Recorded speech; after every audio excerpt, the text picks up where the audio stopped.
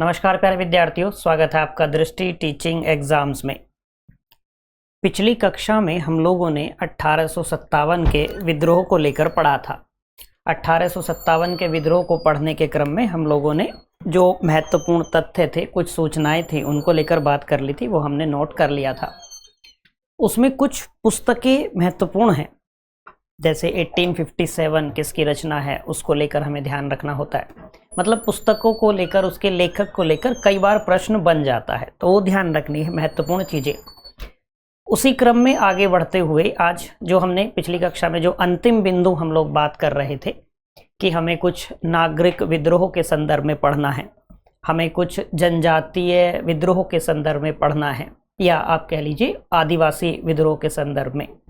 इसको लेकर भी हमें एक बिंदु ध्यान रखना है कि आदिवासियों को जनजातीय शब्द से पहली बार किसने संबोधित किया था। कई बार ये प्रश्न पूछा गया है। फिर हम लोग किसान आंदोलन के संदर्भ में कुछ बातें कर रहे होंगे। यहाँ से भी जो तथ्यात्मक जानकारी हमारी इस परीक्षा के अनुसार अपेक्षित है, हमसे क्या पूछा जा सकता है कि ये विद्रोह कब हुआ था, दूसरा बिंदु कहाँ हुआ था, तीसरा उसका कारण क्या था, और चौथा बिंदु हमसे पूछा जा सकता है इसके नेता कौन थे या नेतृत्वकर्ता कौन थे। तो मुख्य रूप से यही 4 तथ्य होंगे प्रत्येक के संदर्भ में जो हमें अपनी इस परीक्षा के अनुसार ध्यान रखने हैं। मेरी बातें स्पष्ट होंगी यहाँ तक की। तो पहले हम बात कर लेंगे नागरिक विद्रोह के संदर्भ में। अंतिम कक्षा में हमने इस बिंदु को पढ़ना शुरू किया था, लेकिन वहां हम लोग एक, आप कह लीजिए, मिश्रित रूप में पढ़ना शुरू करने वाले थे, नागरिक और आदिवासी एक साथ। लेकिन फिर इस परीक्षा की मांग के अनुसार हमने विचार किया कि इनको अलग अलग ही वर्गीकृत करके रखा जाए तो ज़्यादा बेहतर होगा। ठीक है, तो एक तो वही जिसके बारे में हम लोग पढ़ चुके थे, सन्यासी विद्रोह।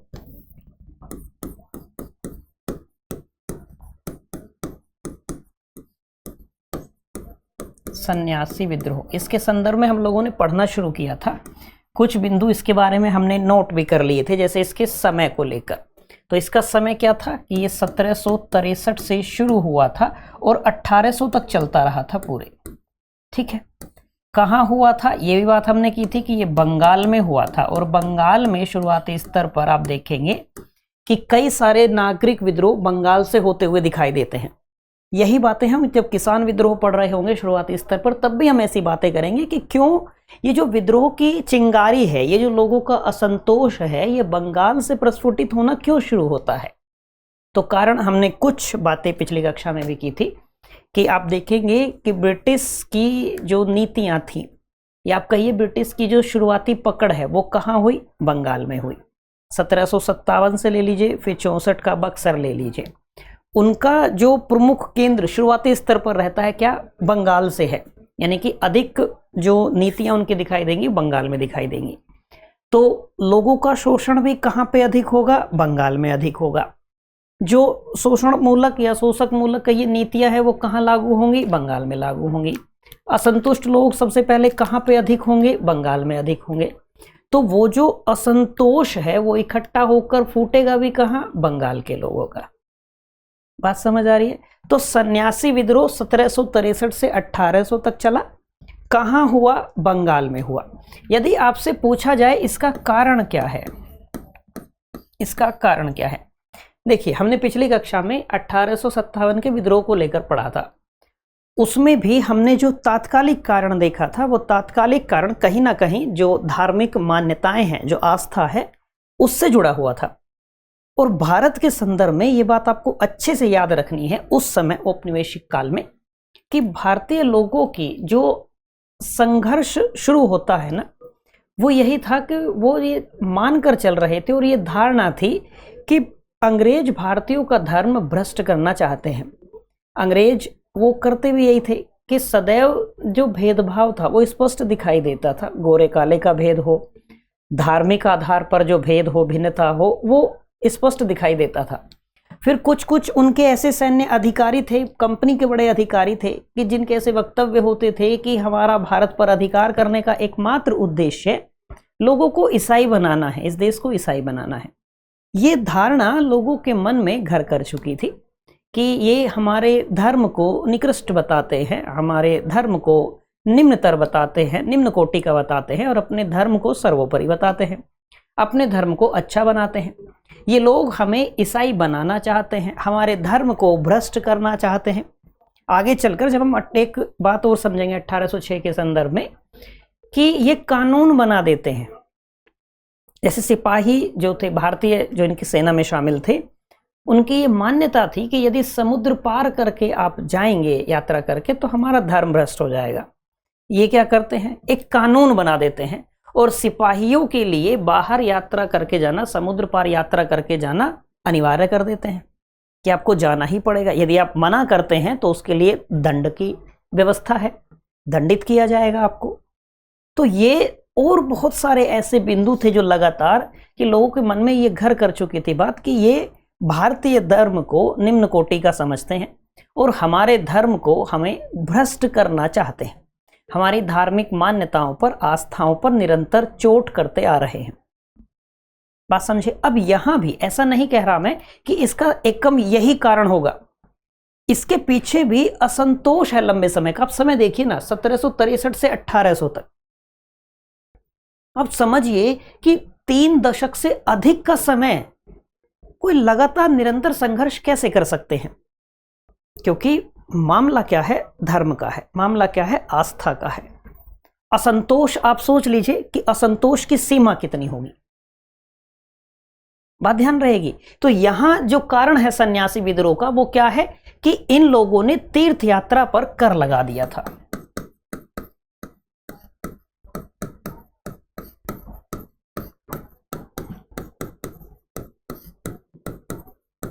तीर्थ यात्रा पर लगाया गया कर, बात समझे। अब ये तो एकदम तात्कालिक कारण है जिसकी वजह से लोगों का असंतोष अभिव्यक्त हो गया, बात समझे। ये समझिए कि एक बारूद का ढेर इकट्ठा था, उसमें एक चिंगारी किसने पहुंचा दी, तीर्थ यात्रा पर लगाए जाने वाले कर ने, बात ध्यान रहेगी। अब इसमें जो प्रमुख व्यक्ति हैं या जो नेता हैं वो किसी एक का नाम इसमें ध्यान रखना आपको आवश्यक नहीं है, ठीक है। क्यों? क्योंकि समय अवधि देखिए, समय अवधि बहुत अधिक लंबी है। फिर भी हमने एक व्यक्ति विशेष कि भाई आप जगन्नाथ का नाम ध्यान रख लेंगे तो भी बात बन जाएगी, इतना हो जाएगा, ठीक है। इसके संदर्भ में समाप्त करने का श्रेय किसको दिया जाता है ये याद रखना है, ठीक है। तो हमने बात की है इसको लेकर कि समाप्त करने का श्रेय किसको दिया जाता है,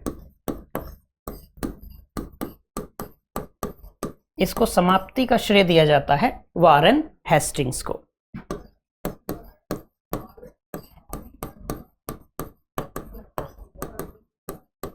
वारेन हेस्टिंग्स को इसे समाप्त करने का श्रेय दिया जाता है। फिर एक बिंदु हमने बात की थी कि बंकिम चंद्र चटर्जी के आनंद मठ का कथानक इसी पर है और आनंद मठ में राष्ट्रीय गीत वंदे मातरम को भी सम्मिलित किया गया है, ये बात भी हमने की थी। तो इससे संबंधित एक तथ्य आप ये लिख लीजिए,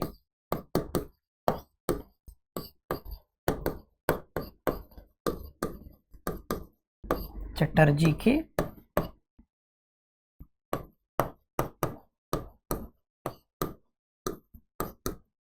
आनंद मठ का कथानक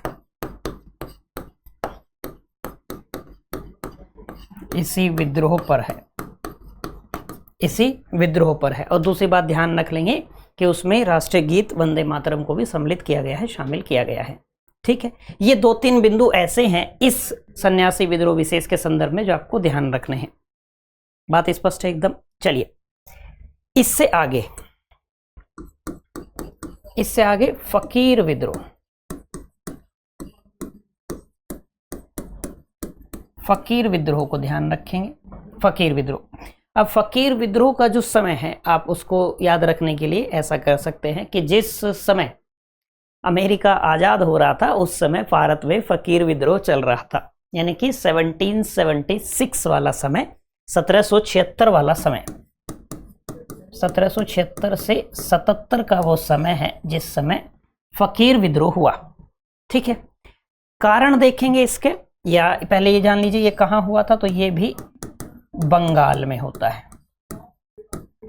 ये भी कहाँ हुआ, बंगाल में हुआ। इसका भी कारण क्या है, इसका कारण भी धार्मिक है, केवल इतना लिख लेंगे कि इसका कारण क्या है, इसका कारण भी धार्मिक है, बात समझ आएगी। यदि नेतृत्वकर्ता या इसके प्रमुख नेता आपसे पूछा जाएगा तो दो नाम इसमें आपको ध्यान रखने हैं। एक चिराग अली का नाम ध्यान रख लेंगे, एक मजमून शाह का नाम आप इसमें ध्यान रख लेंगे। ठीक है, कि फकीर विद्रोह के प्रमुख नेता कौन थे, प्रमुख नेतृत्वकर्ता कौन थे। एक नाम ध्यान रखेंगे चिराग अली और एक नाम आप ध्यान रख लेंगे मजमून शाह। मजमून शाह, बात स्पष्ट हो गई एकदम। ये किसके बारे में बात हो गई, ये फकीर विद्रोह के बारे में बात हो गई। इससे आगे एक हमें जानना है अहोम विद्रोह।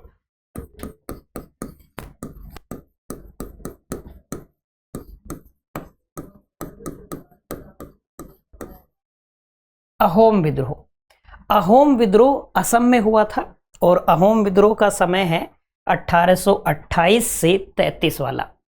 हमने जब धार्मिक सामाजिक सुधार आंदोलन हम पढ़ रहे थे तो राजा राम मोहन राय को पढ़ने के क्रम में हमने 1829 की एक घटना पढ़ी थी। 1829 में एक बड़ा कार्य क्या होता है, सती प्रथा पर प्रतिबंध लगाने वाला एक्ट आता है। बात ध्यान आएगी तो समझ लेंगे, ऐसे याद रख लेंगे। मतलब हिस्ट्री को, इतिहास को याद करने के लिए सबसे अच्छा तरीका यही है कि आप चीज़ों को कितना लिंक करके समझ पा रहे हैं, कितना अधिक आप रिलेट कर पा रहे हैं, घटनाओं को आपस में जोड़ पा रहे हैं। जैसे मान लीजिए आप कोई समय की घटना पढ़ रहे हैं, जैसे हमने माना कि आप अहोम विद्रोह पढ़ रहे हैं और आपने अहोम विद्रोह में पढ़ा कि इसका समय 1828 से 33 वाला है। ठीक है, अब आपको ये ध्यान आना चाहिए कि इस समय भारत में कौन गवर्नर जनरल है। बात समझे, हमको एक काम हम ऐसा कर लेंगे कि हम पूरे क्रम से कि भाई जो बंगाल के शुरुआत में गवर्नर थे, फिर गवर्नर जनरल कौन बना, फिर भारत का गवर्नर जनरल कौन बना, फिर वायसराय कौन बना, ये सारे हम पढ़ लेंगे। उससे क्या होगा, जब हमें क्रम से वो सारी चीज़ें ध्यान रहेगी तो हम चीज़ों को लिंक कर पाएंगे, हम रिलेट कर पाएंगे बहुत अच्छे से। जैसे हम यहाँ पहुँचेंगे तो हमें ये पता चलेगा कि ये टाइम पीरियड है किसका, और जब हम उस व्यक्ति विशेष के संदर्भ में, गवर्नर जनरल के संदर्भ में जान रहे होंगे तो उस समय के कुछ महत्वपूर्ण घटनाक्रम भी हमें याद आ जाएंगे, जिनमें से एक घटनाक्रम क्या होगा कि इस समय अहोम विद्रोह हुआ था। कहां हुआ था, असम में हुआ था, असम में हुआ था। उस समय फिर हम ये कह पाएंगे कि अहोम विद्रोह का कारण धार्मिक नहीं था, बल्कि ब्रिटिश की जो साम्राज्यवादी नीति थी, उनका जो अहोम क्षेत्र पर कब्जा करने का प्रयास था, वो कारण था। और उसी अनुसार हम ये बता पाएंगे कि इसमें जो प्रमुख नेता थे वो नेता कौन थे। हमें एकदम से स्पष्ट गोमधर कुंवर का नाम याद आएगा, तो ऐसा भी हम कर लेंगे। तो इतिहास में जो तथ्य हैं, जो सूचनाएं हैं, अधिक हैं, एकदम बात सही है, लेकिन उन्हें याद करने का तरीका, उन्हें लंबे समय तक अपनी स्मृति में अंकित करके, धारित करके रखने का तरीका, एक अच्छा तरीका यही हो सकता है कि हम घटनाओं को आपस में जोड़ पाएं अच्छे से। बात ध्यान रहेगी। बहरहाल इसके कारण की यदि बात की जाए कि कारण क्या है अहोम विद्रोह का, तो आप कहेंगे कि अंग्रेजों का अहोम क्षेत्र पर कब्जा करने का प्रयास,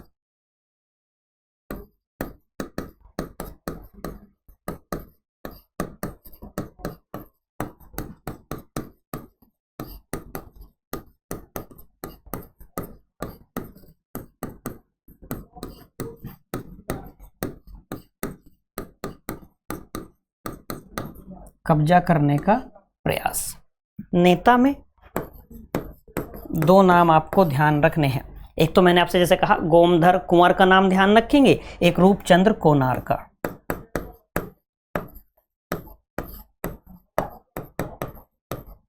गोमधर कुंवर,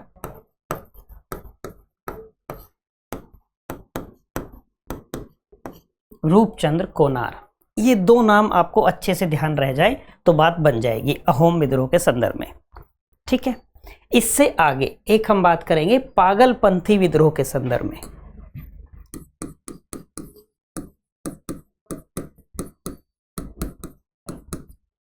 पागलपंथी विद्रोह, पागलपंथी विद्रोह, इसका जो समय है वो 1813 से 1831 का समय है पागलपंथी विद्रोह का। ठीक है, ये भी कहां होता है, ये भी बंगाल में होता है।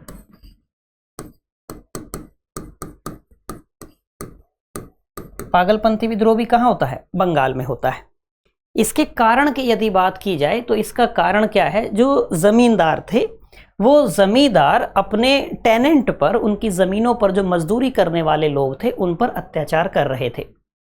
देखिए इसके पीछे भी एक लंबा असंतोष है। जैसे हमने बंदोबस्त पढ़े थे, अभी हम एक कारण के रूप में आगे देखेंगे कि स्थायी बंदोबस्त द्वारा जो लोगों की जमींदारी मतलब जमीन छीनी जा रही थी, जो जमींदार किसानों पर अत्याचार कर रहे थे, लोगों पर अत्याचार कर रहे थे, वो एक प्रमुख कारण रहा है। अब यहां क्या, जैसे हमने स्थायी बंदोबस्त पढ़ा, स्थायी बंदोबस्त में हमने फिर 94 में ही एक कानून की बात की, सूर्यास्त कानून। उस सूर्यास्त कानून में क्या था कि यदि एक निश्चित समय जो निर्धारित किया गया है कि भाई इस समय तक आप लोगों को लगान वसूल करके लाके देना होगा जमींदारों को, वरना क्या होगा कि उस निश्चित दिन के सूर्यास्त के बाद आपकी जमींदारी नीलाम कर दी जाएगी। अब जमींदारी नीलाम कर दी जाएगी, किसका मतलब क्या है कि जमींदारी नीलामी योग्य बना दी गई।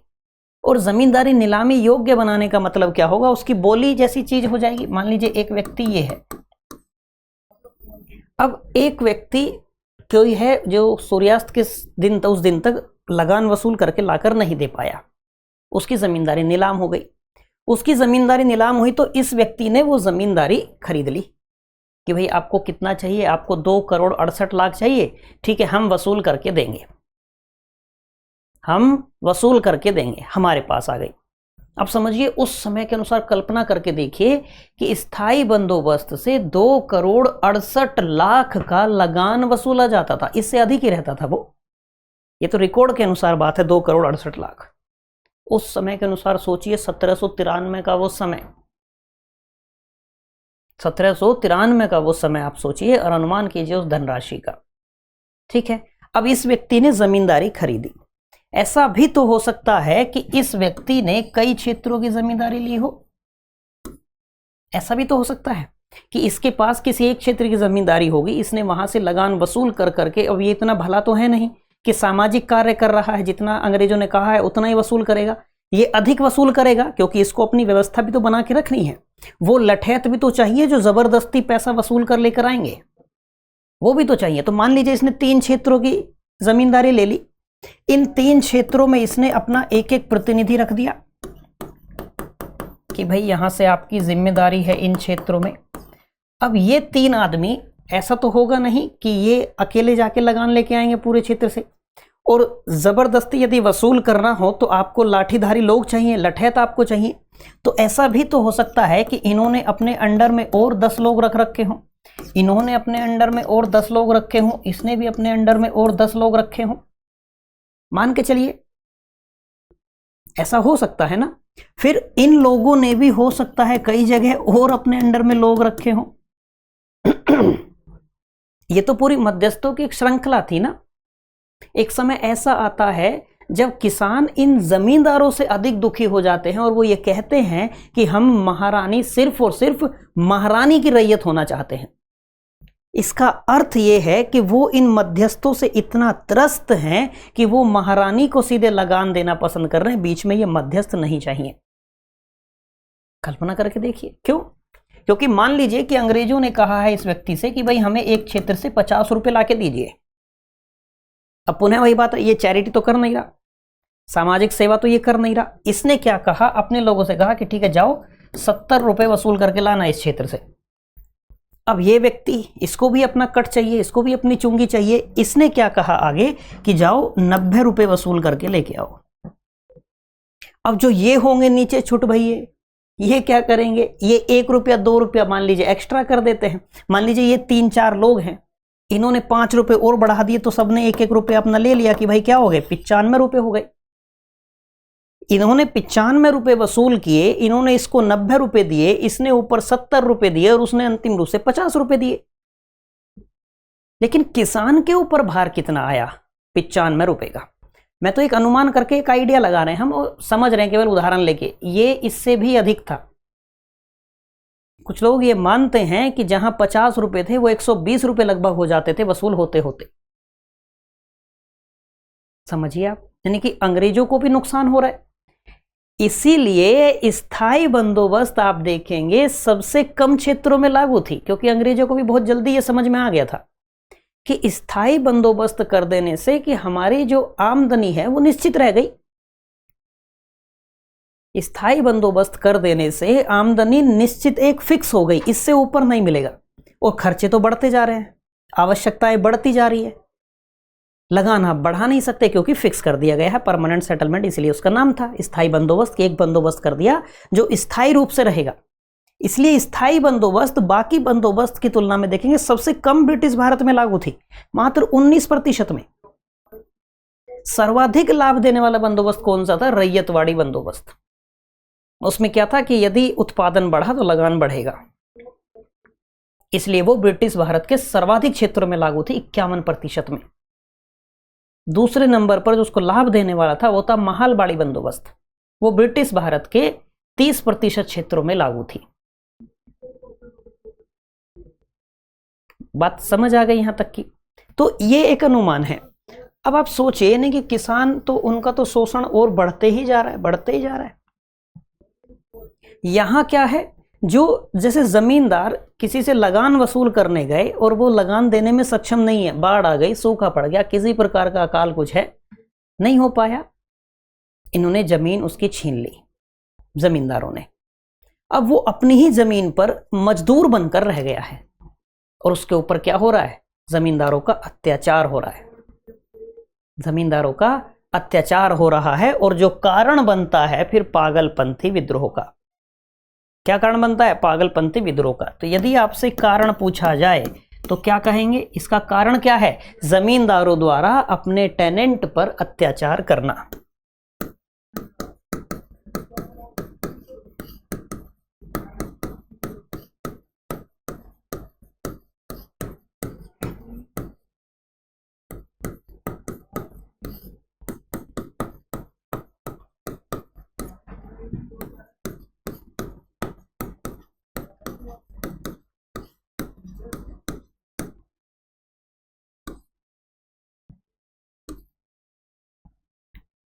टेनेंट पर अत्याचार करना।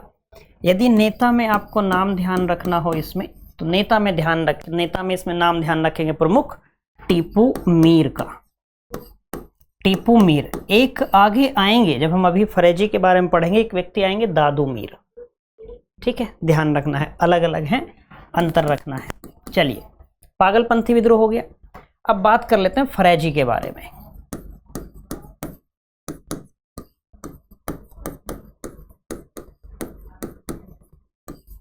फरेजी आंदोलन। फरेजी आंदोलन ये बहुत लंबे समय तक चलता है ये भी, और ये 1857 के विद्रोह के बाद तक चलता रहता है बंगाल में। 1858 तक चलता है, जब तक 1858 का अधिनियम आता है तब तक ये विद्रोह चलता रहता है, ये ऐसे याद रख लेंगे। तो 1820 से 58 तक कहाँ होता है? बंगाल में होता है। कहाँ होता है? बंगाल में होता है। इसका कारण क्या है? इसका कारण क्या है? बंगाल में है, सेम वही व्यवस्था है, यानी कि जो जमींदार हैं वो जबरदस्ती वसूली कर रहे हैं।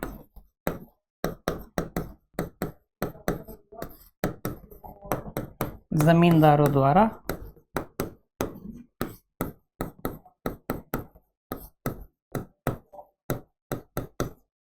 जबरन लगान वसूली। ठीक है, नेता इसमें दादू मीर है, ये ध्यान रखना है।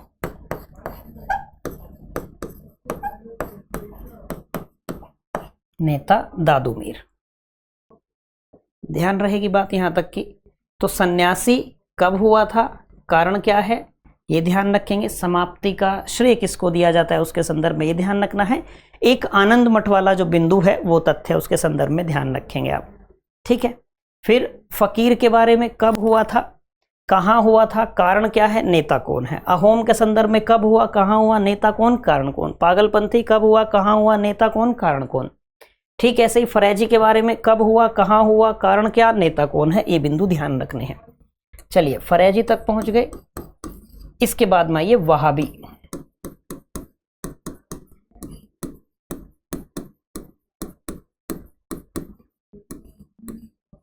वहाबी आंदोलन। वहाबी आंदोलन थोड़ा अलग है, मतलब क्षेत्र अलग है, पंजाब में ये जाता है। ठीक है, 1830 से और 60 तक ये चलता है, 1830 से और 60 तक चलता है। ये कहाँ? पंजाब में, पंजाब।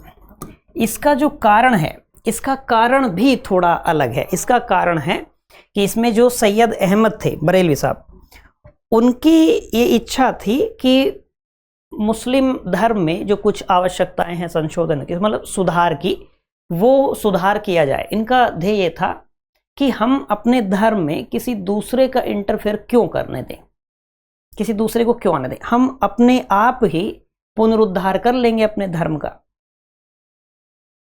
बात समझे? तो इसलिए इन्होंने पूरा एक आंदोलन चलाया मुस्लिम पुनरुद्धार करने के लिए। मुस्लिमों का पुनरुद्धार करना इसका कारण था। इसलिए हमने क्या कहा है, ये क्या है? वहाबी आंदोलन है जो मुसलमानों का पुनरुद्धार करने के लिए चलाया गया था। इसलिए इसके संदर्भ में एक बिंदु है, एक तथ्य है जो आपसे पूछा जा सकता है कि कौन सा आंदोलन मुसलमानों का, मुसलमानों द्वारा, मुसलमानों के लिए था। वो कौन सा है? वहाबी आंदोलन है। कब हुआ था? 1830 से 60 के बीच में। कहाँ हुआ था? पंजाब में। कारण क्या है? कारण है मुसलमानों का पुनरुद्धार करना।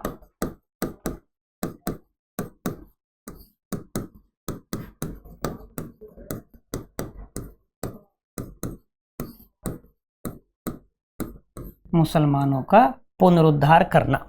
इसमें जो नेता आपको ध्यान रखना है वो है सैयद अहमद।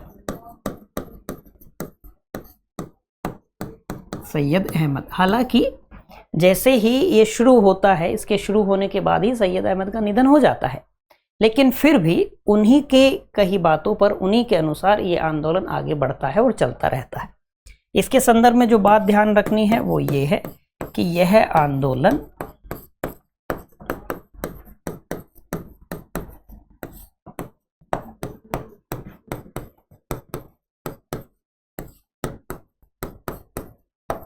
मुसलमानों का,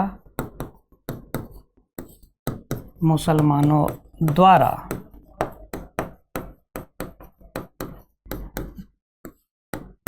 मुसलमानों के लिए था। मुसलमानों का, मुसलमानों द्वारा, मुसलमानों के लिए था। ध्यान रहेगी ये बात। इस बिंदु को आप लिख लीजिए, नोट करके जरूर लिख लेंगे इस बिंदु को। यह पूछा जा सकता है कि यह कथन किस आंदोलन के संदर्भ में सही है। फिर एक अंतिम आंदोलन हम देखेंगे, कूका। वो भी कहाँ होता है? फिरोजपुर, पंजाब में।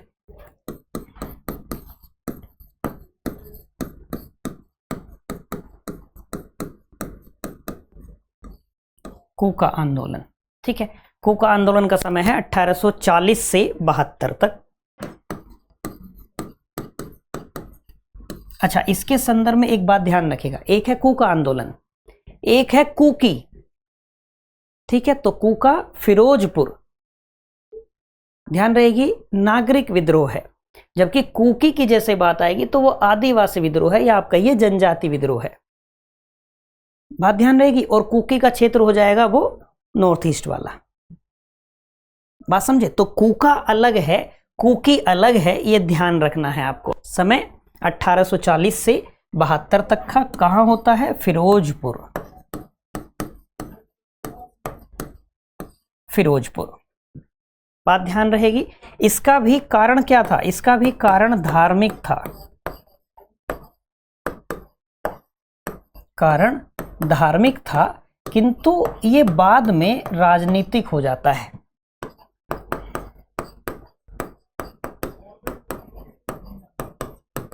बाद में राजनीतिक हो गया। और नेता में एक नाम ध्यान रखेंगे इसमें, सेन साहब का। उनका नाम था भगत जवाहर मल, लेकिन लोग उनको सेन साहब कहते थे। तो नेता कौन है इसके? सेन साहब हैं।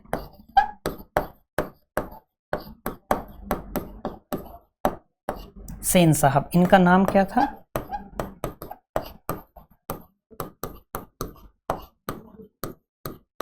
भगत जवाहर मल इनका नाम था, लेकिन लोग इनको क्या कहते थे? सेन साहब लोग इनको कहते थे। बात ध्यान रहेगी यहां तक की। इस बात को ध्यान रखने में किसी को कोई कठिनाई नहीं आएगी। लिख लीजिए इस बिंदु को।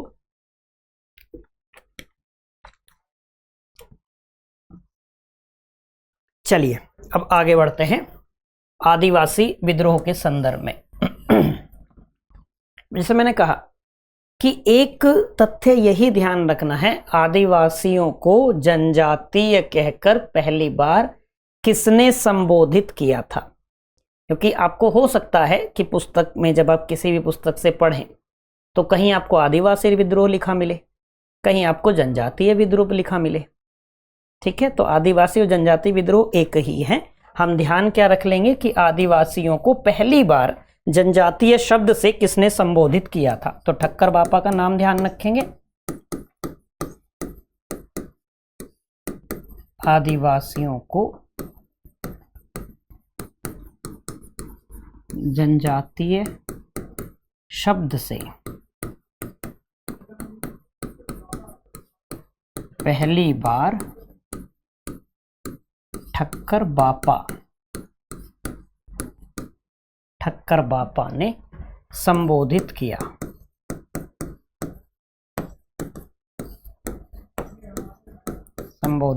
आपसे पूछ लिया जाए कि आदिवासियों को जनजातीय कहकर सबसे पहली बार किसने पुकारा, तो क्या नाम ध्यान रखेंगे? ठक्कर बापा का। ठीक है, तो आदिवासी विद्रोह कहिए या जनजाति विद्रोह कहिए, इसमें सबसे पहले हम बात करेंगे भील विद्रोह की।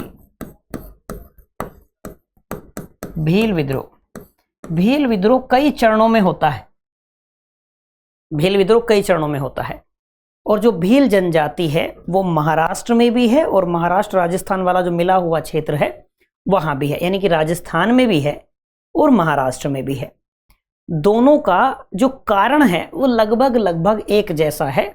एक जगह बढ़ा हुआ कर है, एक जगह एक नया भूमि कर तिसाला ऐड कर दिया जाता है, उसको लेकर विद्रोह होता है। चरण इसके 3 चरण हैं, 3 चरणों तक ये होता है। जैसे पहली बार ये होता है 1812 में और चलता है 1818 तक। ठीक है, हम दोनों में जो नेतृत्व करता है अलग अलग हैं।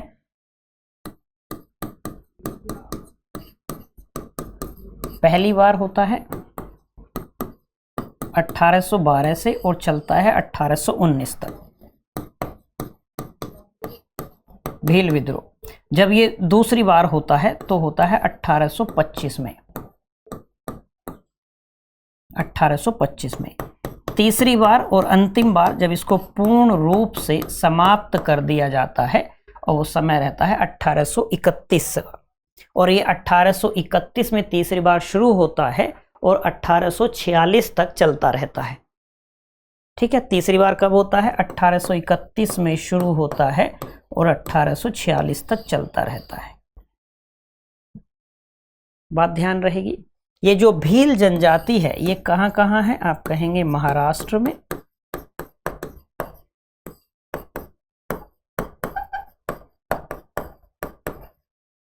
और राजस्थान में। ठीक है, दोनों जगह कारण लगभग एक जैसा है, नेतृत्वकर्ता अलग अलग है। पहले हम बात कर लेते हैं जैसे महाराष्ट्र में। अब महाराष्ट्र में कारण क्या है और महाराष्ट्र में नेता कौन है, ये ध्यान रखेंगे। ऐसे ही राजस्थान में कारण क्या है और राजस्थान में नेतृत्वकर्ता कौन है वो हम ध्यान रखेंगे। ठीक है, तो महाराष्ट्र में जो कारण है वही कृषि संबंधी कर को लेकर है। भील जनजाति विद्रोह करती है, तो कारण क्या लिख लेंगे महाराष्ट्र में?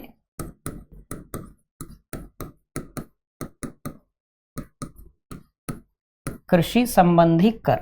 महाराष्ट्र में नेतृत्वकर्ता कई हैं, नेता कई हैं महाराष्ट्र में। एक नाम आप ध्यान रखेंगे नेताओं में,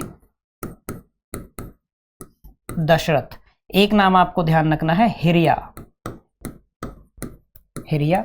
एक नाम सेवरम, एक नाम ध्यान रखेंगे आप। एक नाम आप ध्यान रखेंगे भागोजी और एक काजल सिंह।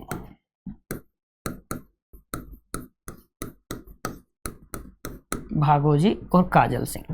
ठीक है, ये नाम आप ध्यान रख लेंगे। बात की जाए राजस्थान की। राजस्थान में जो कारण है वो है तिसाला।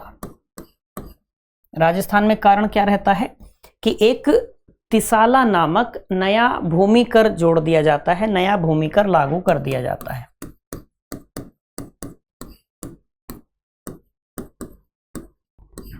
तिसाला नामक नया भूमिकर। ठीक है, और यहाँ जो नेता है एक दौलत सिंह का नाम आप ध्यान रखेंगे, नेता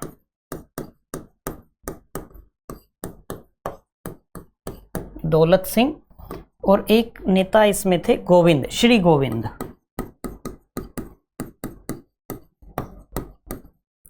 श्री गोविंद, ठीक है, राजस्थान में। तो भील विद्रोह दो जगह पर, कहां कहां, महाराष्ट्र में और राजस्थान में। बात ध्यान रहेगी आसानी से, मुझे उम्मीद है। ठीक है, तो ये भील विद्रोह के बारे में होगी। भील अब संथाल पे पहुंचेंगे। ठीक है, अगला संथाल विद्रोह, अगला विद्रोह लिखेंगे आप संथाल विद्रोह।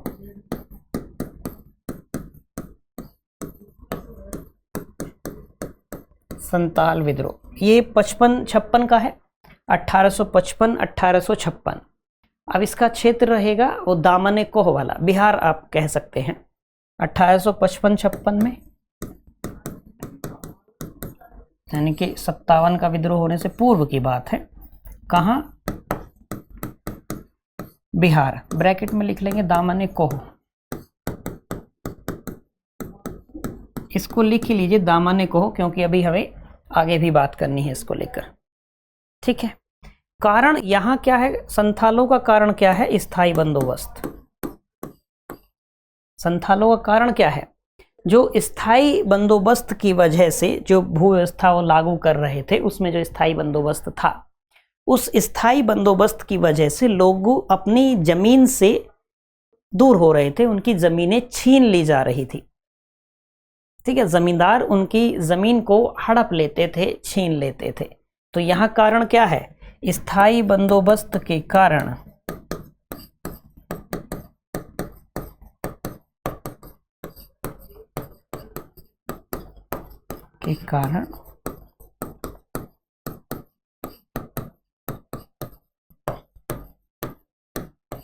जमीनों का छीनना, स्थायी बंदोबस्त की वजह से जमीनों का छीनना।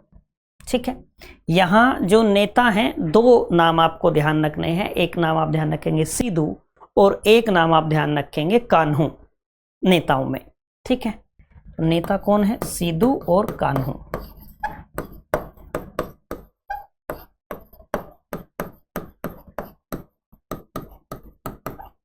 सीधू और कान्हू।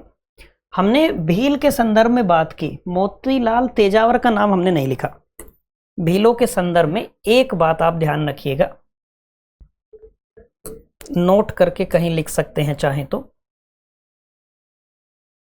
नोट करके कहीं लिख लीजिए। मोतीलाल तेजावर का नाम है ना, वो महत्वपूर्ण है भील जनजाति के संदर्भ में। भीलों में उन्हें सर्वाधिक याद किया जाता है।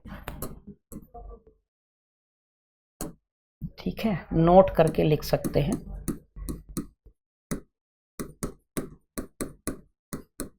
भीलों में मोतीलाल तेजावर।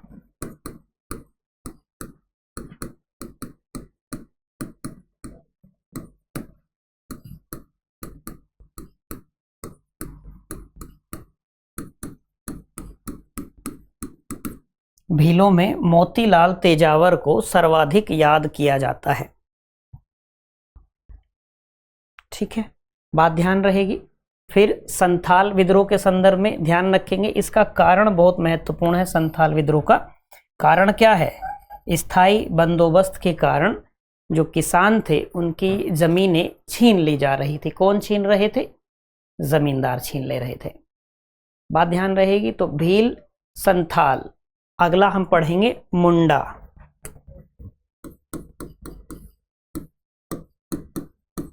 अगला हम पढ़ लेंगे मुंडा विद्रोह। भील ने संथाल को मोड़ दिया, ऐसे कुछ बना सकते हैं आप ट्रिक। ठीक है, मुंडा विद्रोह। मुंडा विद्रोह कब, 1895 से 1901, जब बिरसा मुंडा की मृत्यु हो जाती है, जेल में उनकी मृत्यु हो जाती है, उसके बाद ये समाप्त हो जाता है। ठीक है, बिरसा मुंडा एक आदिवासी नेता थे, जनजाति नेता थे, और ये शायद एकमात्र ऐसे नेता हैं जिनकी तस्वीर संसद में लगी हुई थी। ठीक है, संसद में लगी हुई है इनकी तस्वीर। बिरसा मुंडा ने ये स्वयं को अलौकिक शक्तियों से युक्त बताते थे। इन्होंने कहा कि मेरे पास ऐसी सिद्धियां हैं कि मैं असाध्य से असाध्य रोग को भी, किसी के किसी भी प्रकार की बीमारी को ठीक कर सकता हूं। तो इन्फ्लुएंस था लोगों पे, उनका ठीक ठाक इन्फ्लुएंस हो गया था, दूर दूर से लोग इनके पास जाते थे। अब फिर जब मुंडा विद्रोह होता है तो ये मुंडा विद्रोह का नेतृत्व करते हैं। ये विद्रोह इनके नाम पर ही हुआ, इनके नाम पर ही इसका नाम रखा गया है। इसका क्षेत्र आपको ध्यान रखना हो तो जो वो छोटा नागपुर वाला रीजन है बिहार का, वो इसका क्षेत्र है। तो आप लिख सकते हैं बिहार और ब्रैकेट में लिख सकते हैं छोटा नागपुर।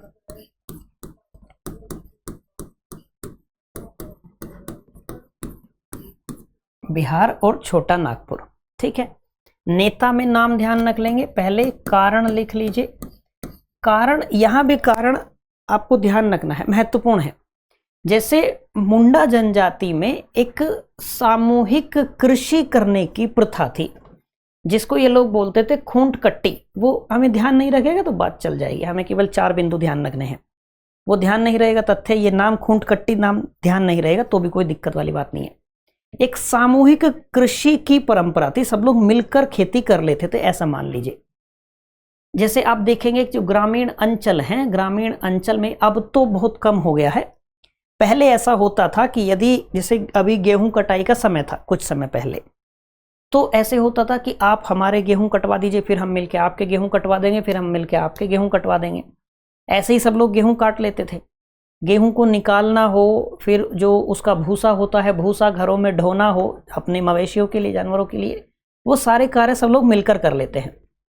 फिर जैसे गन्ना बोया जाता है, ईख बोई जाती है, उस समय भी आप देखेंगे एकदम उत्सव का माहौल होता है। वो सब एक दूसरे के यहाँ पे पहले जाते हैं, खेत पे ईख बोआने जाते हैं सब एक दूसरे की। ऐसे ही ये सामूहिक खेती करते थे, यानी कि सब लोग मिलकर खेती कर रहे हैं, समूह में खेती कर रहे हैं। अब इस सामूहिक खेती की वजह से महाजन जो थे उन्हें नुकसान हो रहा था, जो जमींदार हैं उन्हें नुकसान हो रहा है।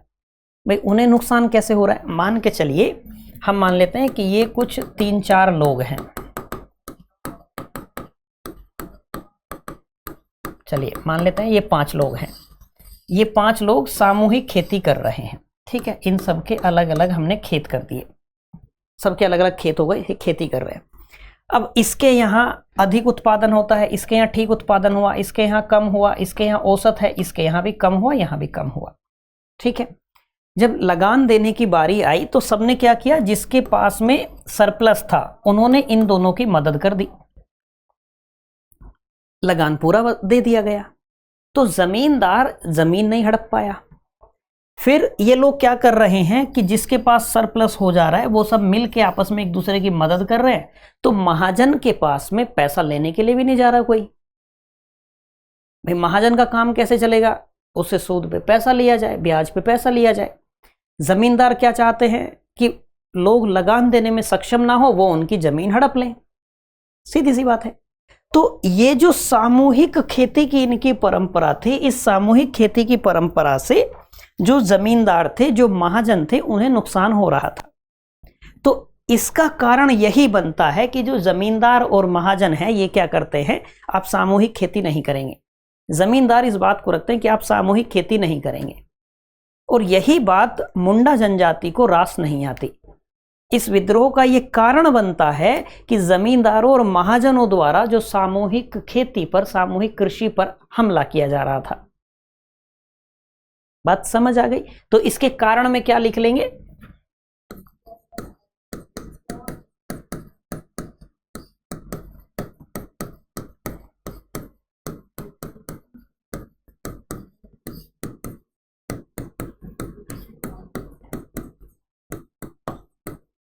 सामूहिक कृषि पर हमला, सामूहिक कृषि पर हमला।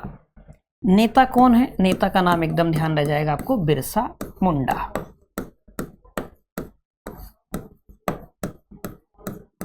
नेता कौन है? नेता है बिरसा मुंडा। ध्यान रह जाएगी बात, बिरसा मुंडा। चलिए, तो भील ने संथाल को मूंड दिया, उन्हें कोल खिला दिया। अगला, अगला विद्रोह हम पढ़ेंगे कोल विद्रोह। कोल विद्रोह, ये ट्रिक मैं आपको बता दूंगा, आप चाहे तो वैसे याद रख सकते हैं। कोल विद्रोह, ठीक है।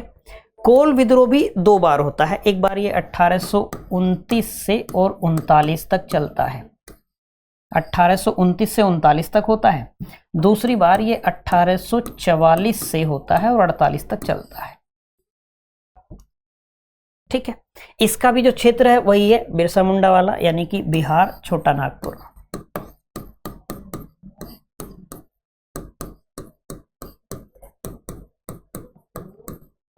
बिहार, छोटा नागपुर। यहां कारण बड़ा दिलचस्प है, कारण बड़ा दिलचस्प है। जैसे आप वैसे ओवरऑल यदि इन सारे विद्रोहों के कारण को देखेंगे तो ये सारे विद्रोह के कारण क्या हैं? भाई ब्रिटिश की साम्राज्यवादी नीति, ब्रिटिश की आर्थिक प्रशासनिक नीतियां, लोगों का बढ़ता शोषण, जमींदारों द्वारा जमीनों को हड़पना, बढ़ाया गया लगान या कोई नया कर लगाया जाना, जनजातियों के संदर्भ में बात करेंगे तो जंगल कानून का ले आना कि भाई आप जंगल में नहीं जा सकते, अब जनजाति परेशान है, जंगल तो हमारे हैं, जंगल हमने लगाए, हम जंगल बचा रहे हैं, हम वहां से लकड़ी क्यों नहीं ला सकते। उन्हें उनके स्थान से विस्थापित किया जाना, क्योंकि उन्हें सड़क निकालनी है सेना के आवागमन के लिए।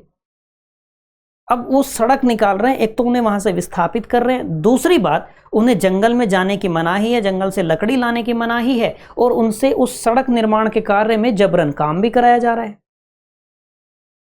जबरन काम भी कराया जा रहा है। तो ये ओवरऑल आप ये कहेंगे। लेकिन जो कोल विद्रोह है, कोल विद्रोह का कारण बड़ा दिलचस्प है।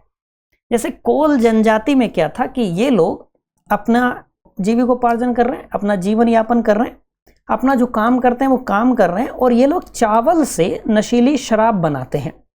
अपना काम किया, चावल से खुद ही शराब बनाई, खुद ही पी और मस्त रहे।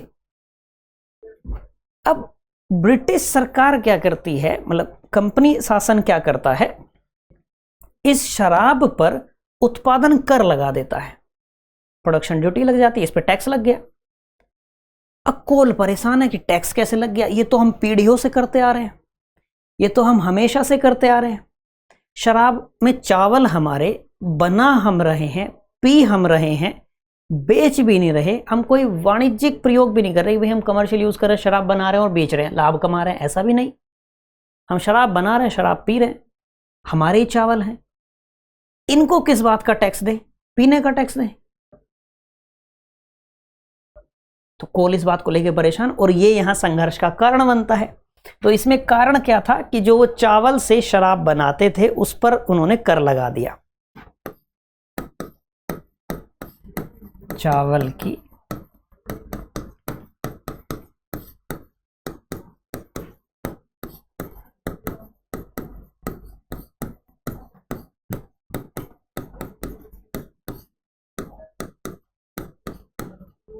लगाया गया कर, ठीक है।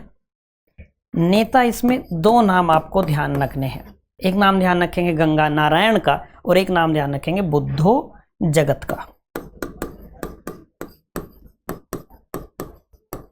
गंगा नारायण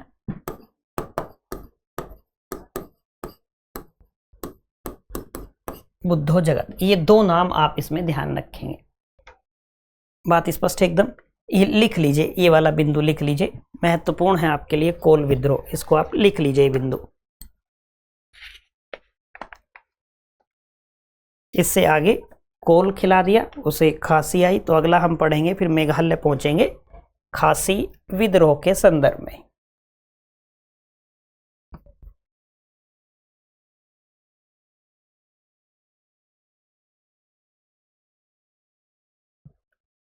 लिखा होगा, चलिए।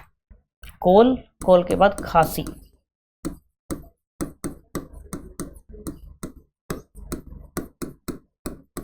खासी विद्रोह तो आप पढ़ते भी होंगे, गारो खासी जयंतिया वो पहाड़ियां, तो कहां पहुंच जाएंगे आप?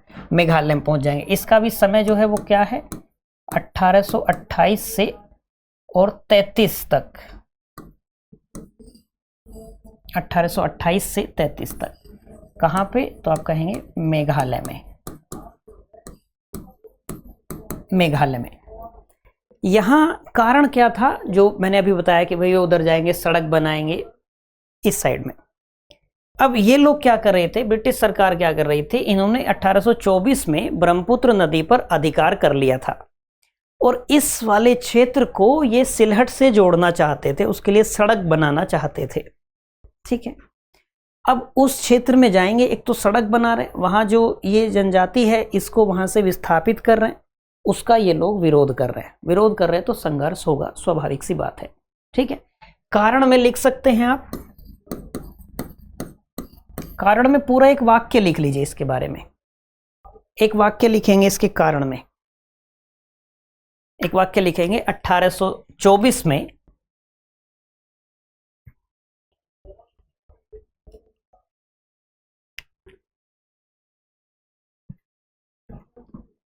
1824 में अंग्रेजों ने ब्रह्मपुत्र नदी पर अधिकार कर लिया।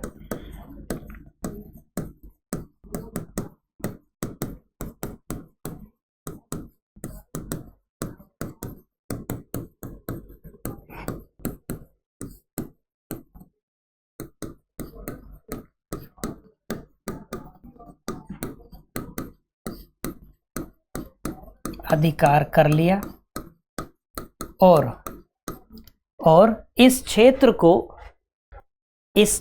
को सिलहट से जोड़ने की योजना बनाई। इस ब्रह्मपुत्र नदी क्षेत्र को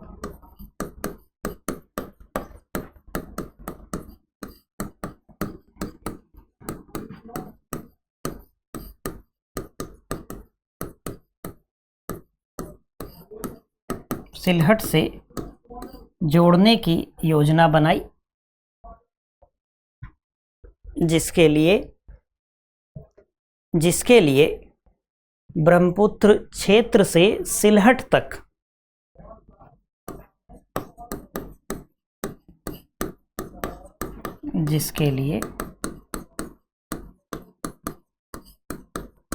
ब्रह्मपुत्र से सिलहट तक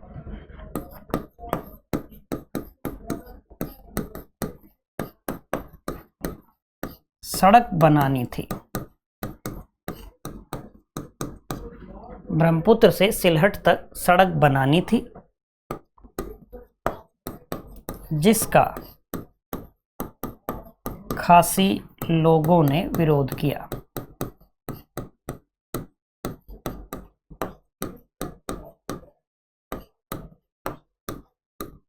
जिसका खासी लोगों ने विरोध किया।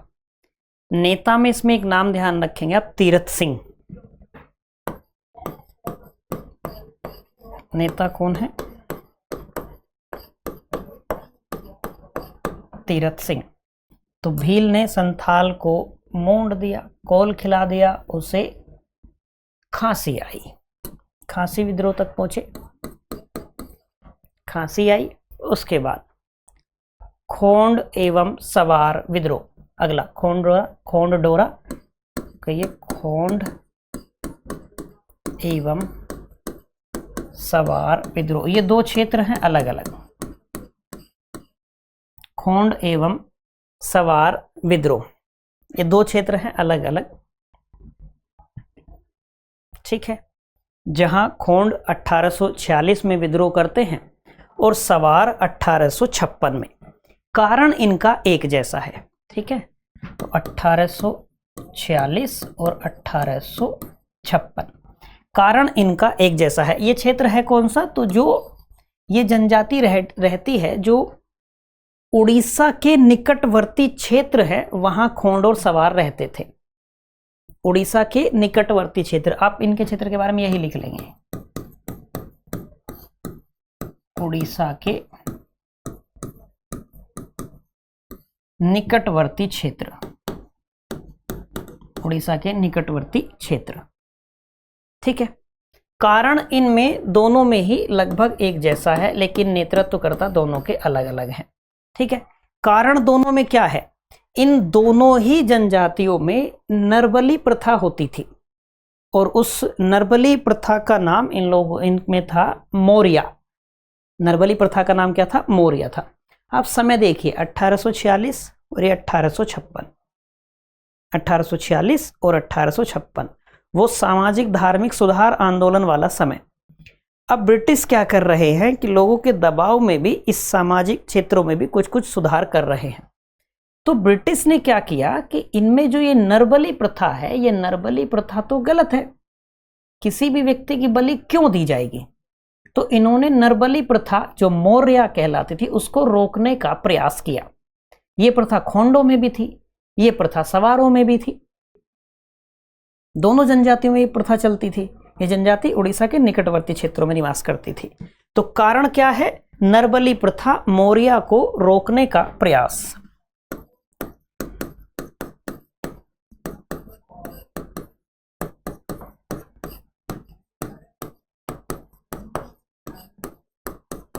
नरबली प्रथा, मौर्य।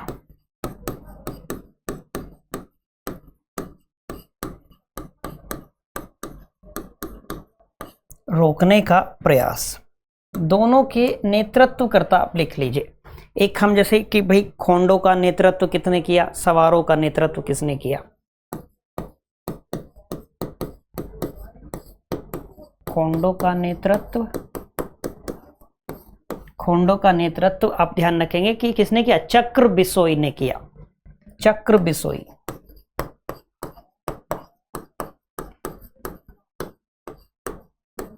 चक्र बिसोई ने।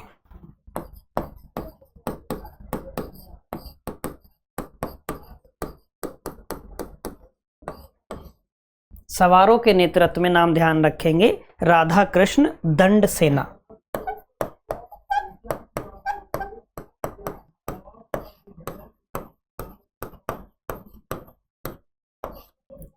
सवारों का नेतृत्व किसने किया?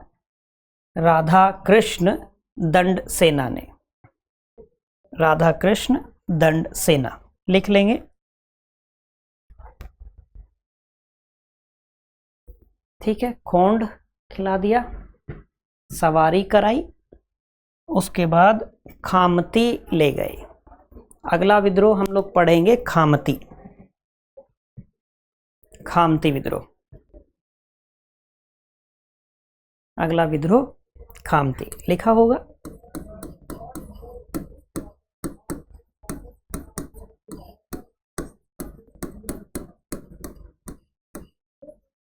खामती विद्रोह। खामती विद्रोह असम में और 1839 असम में। कारण अंग्रेजों की नीतियां ही हैं यहां भी। कारण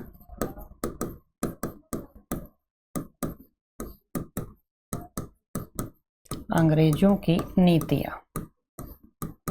ठीक है, नेता दो नाम आपको ध्यान रखने हैं, खवा गोहाई और रुनु गोहाई का नाम ध्यान रखेंगे। इसमें कोई विशेष ऐसा कारण, जैसे यहां हमने नरबली की बात की खोंड और सवार में, ऐसा नहीं है। अंग्रेजों की जो ओवरऑल नीतियां हैं जिसकी वजह से लोग असंतुष्ट थे, लोगों में आक्रोश व्याप्त था, वही कारण यहां बनता है। ठीक है, नेतृत्वकर्ता कौन है? नेता की भूमिका में कौन है? एक है खवा गोहाई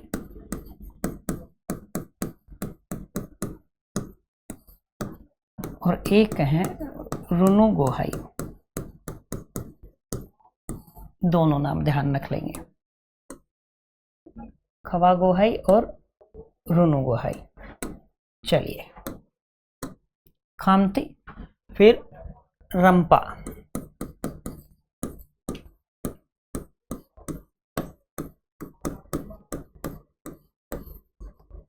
रंपा विद्रोह। रंपा विद्रोह 80 के आसपास का है, 1879 टू 80।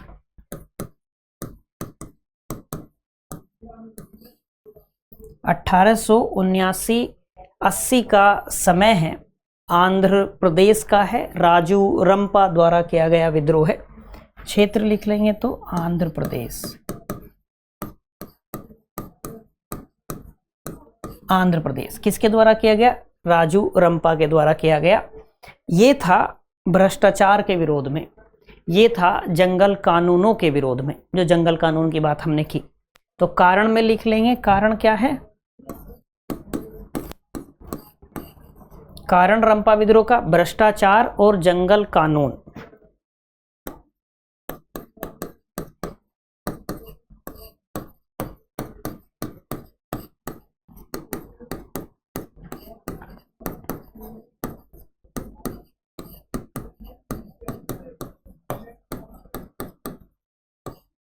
खिलाफ।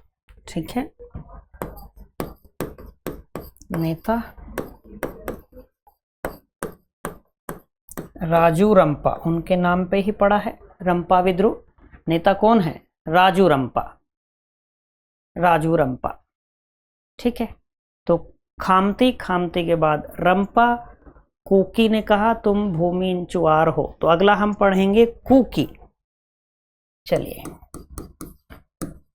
अगला कुकी विद्रोह। एक हमने कुका विद्रोह देखा था अभी, कुका विद्रोह की बात की थी हमने कि भाई वो नागरिक विद्रोह में आएगा, कुकी जनजातीय विद्रोह में आएगा। ठीक है, ये ध्यान रखना है। कुकी आंदोलन कहिए या कुकी विद्रोह कहिए, ये 1826 से 44 तक चलता है और फिर 1849 में होता है, जो मणिपुर और त्रिपुरा के बीच में ये जनजाति रहती थी। ठीक है, तो कुकी विद्रोह कहिए, कुकी आंदोलन कहिए, ये एक दो चरणों में है। एक तो 1826 में शुरू होता है और 1826 से शुरू होके 1844 तक चलता है। दूसरे चरण में ये 1849 में होता है। तो एक तो 1826 से 44, ठीक है, दूसरा 1849 में। जो इसका क्षेत्र है वो मणिपुर और त्रिपुरा के बीच वाला है।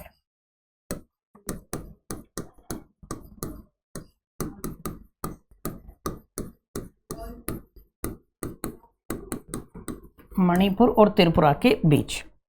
यहां भी क्या होगा, स्वाभाविक सी बात है कि अंग्रेज उस क्षेत्र में पहुंच रहे थे, तो इन्होंने भी क्या किया, कुकी जनजाति ने भी क्या किया कि अंग्रेजों का अपने प्रदेश में जो आगमन हो रहा था उसका ये लोग विरोध कर रहे थे। कुकी जनजाति उसका विरोध कर रही थी। तो कारण क्या हो जाएगा, कारण में लिख लेंगे कि अंग्रेजों का अपने प्रदेश में विरोध, या आप कह सकते हैं अपने प्रदेश में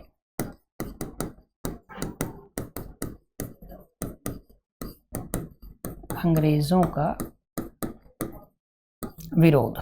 कुकी के संदर्भ में आप एक बिंदु ये रखें, इसमें किसी नेता विशेष का नाम आपको ध्यान नहीं रखना है, नेता विशेष का नाम आपको ध्यान नहीं रखना है। इसके बाद कुकी से कहा कि तुम भूमिहीन चुआर हो।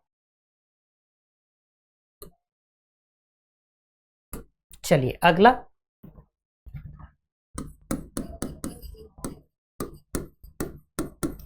चुआर विद्रोह, या इसको भूमिहीन विद्रोह के नाम से भी जाना जाता है।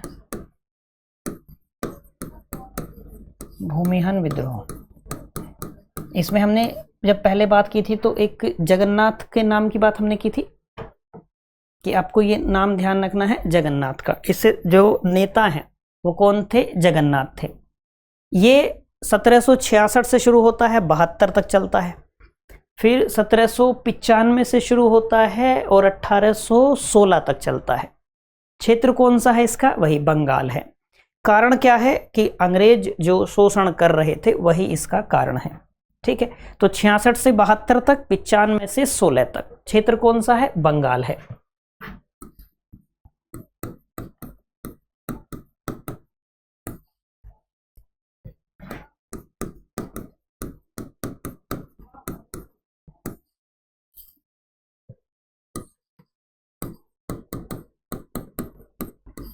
कहाँ हुआ, बंगाल में हुआ। कारण क्या होगा, कह सकते हैं अंग्रेजों द्वारा शोषण,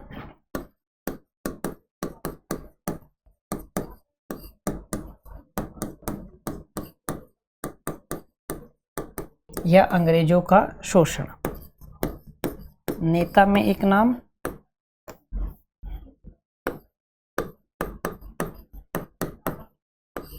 जगन्नाथ। नेता में एक नाम क्या ध्यान रखेंगे, जगन्नाथ। ठीक है, भूमिहीन चुआर हो। अगला हो विद्रोह, हो जनजाति का विद्रोह, हो विद्रोह। हो विद्रोह भी ऐसा नहीं केवल एक बार होता है, हो विद्रोह भी चरण में चलता है। 1820 से 22 तक होता है, फिर 1831 में भी होता है, फिर 1837 में भी होता है। पूर्ण रूप से इसको समाप्त कर दिया जाता है। कारण यहाँ भी लगान वाला है, बढ़ा हुआ भूमि कर आप कहिए। जो नेता है इसके पोटो हो, जिनके नाम पर इसका विद्रोह का नाम पड़ा है। जो रीजन है इसका वही छोटा नागपुर वाला रीजन है, यानी कि बिहार आप कहेंगे। ठीक है, तो ये 3 चरणों में चलता है, 20 से 22, 31 और 37। 20 से 22 1831 में, फिर पूर्ण रूपेण इसका दमन कर दिया जाता है 1837 में। कहाँ? बिहार। ब्रैकेट में लिख लेंगे छोटा नागपुर। कारण क्या है? आप कहेंगे बढ़ा हुआ भूमि कर।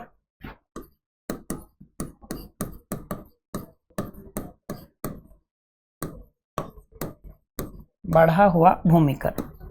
नेता नाम देंगे पोटो हो। पोटो हो। तो भील ने संथाल को मूंड दिया। ये वाली बात हम कर लेंगे अब, कि आपको एक ट्रिक सी पता रहेगी तो आप आसानी से ध्यान रख पाएंगे। ठीक है, चलिए सबसे शुरू से चलते हैं ताकि आप इसको आसानी से ध्यान रख पाएं। मतलब आपका अपनी कोई ट्रिक हो सकती है, लेकिन फिर भी एक अनुमान या तो आप कहिए कि एक आपको रास्ता मिल जाएगा कि ट्रिक कैसे बनेगी या कैसे बनानी है। चलिए, हमने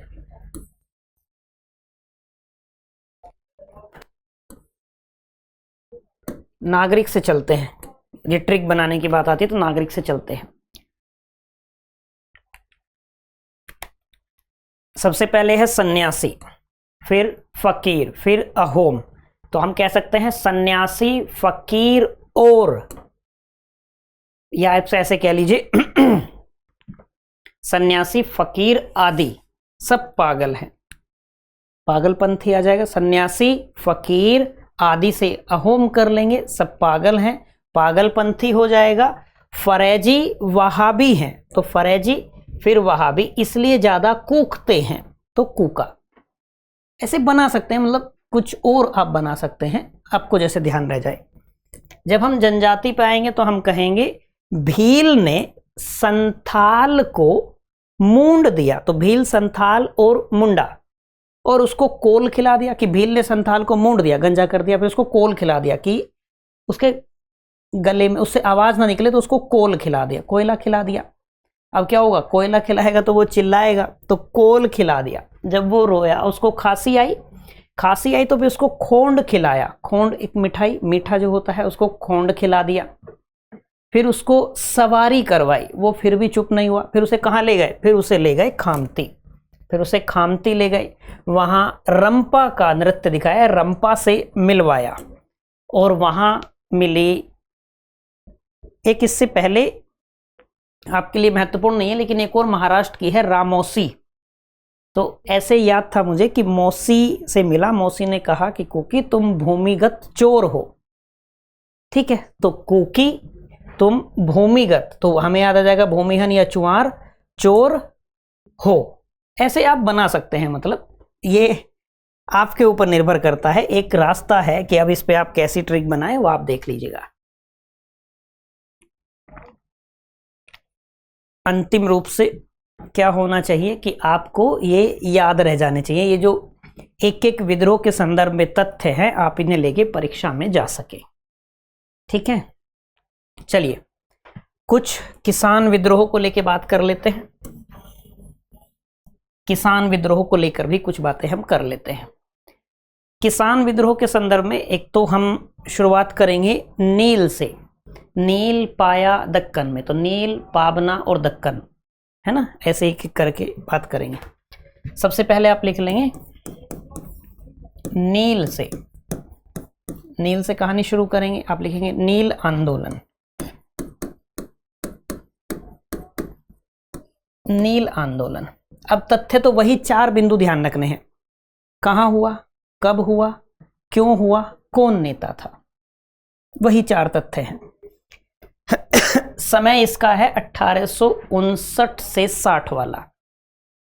नील आंदोलन 1859 से 60 वाला ये समय ध्यान रखेंगे। और ये भी कहाँ है, बंगाल में। और बंगाल के नदिया जिले का एक गांव था गोविंदपुर, बंगाल में, ब्रैकेट में लिख सकते हैं।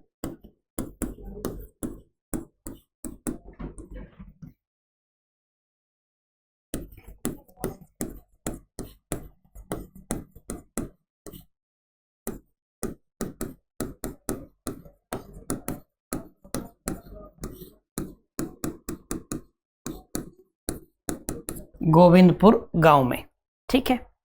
यहाँ कारण क्या था कि यहाँ के किसानों को नील की खेती करने के लिए कहा गया।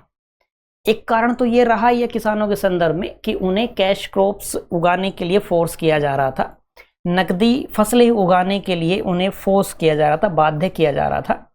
और फिर हम बाद में देखते हैं कि कपास के समय पे जब एक ये विद्रोह होता है, कपास की खेती करवा ली जाती है, लेकिन फिर कपास खरीदा नहीं जाता।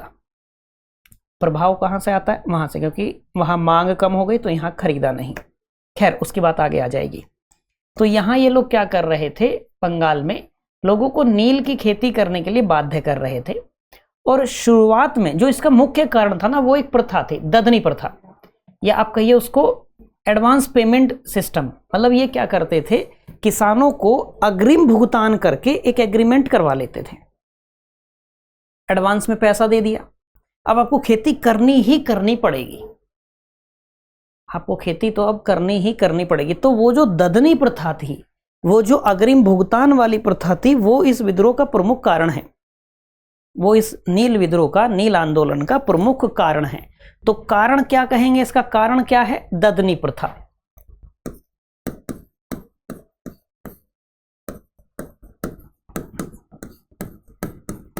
ददनी प्रथा, यदि ये ददनी प्रथा आपको ना ध्यान रहे, ब्रैकेट में लिख लीजिएगा अग्रिम भुगतान।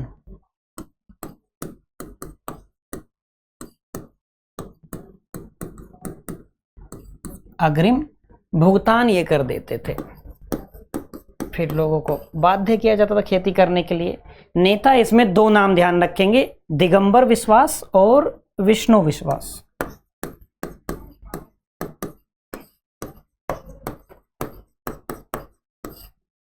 दिगंबर विश्वास और विष्णु विश्वास।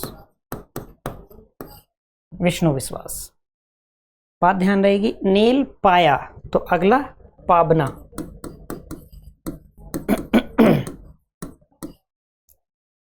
पाबना विद्रोह, पाबना विद्रोह, पाबना विद्रोह भी पाबना जिला ही है बंगाल में, तो पाबना जिले में हुआ था। यहाँ भी जो लगान का रेट था वो बीच में जमींदारों ने बढ़ा दिया था, ठीक है। ये 73 से और 76 तक चला था, तो 1873 से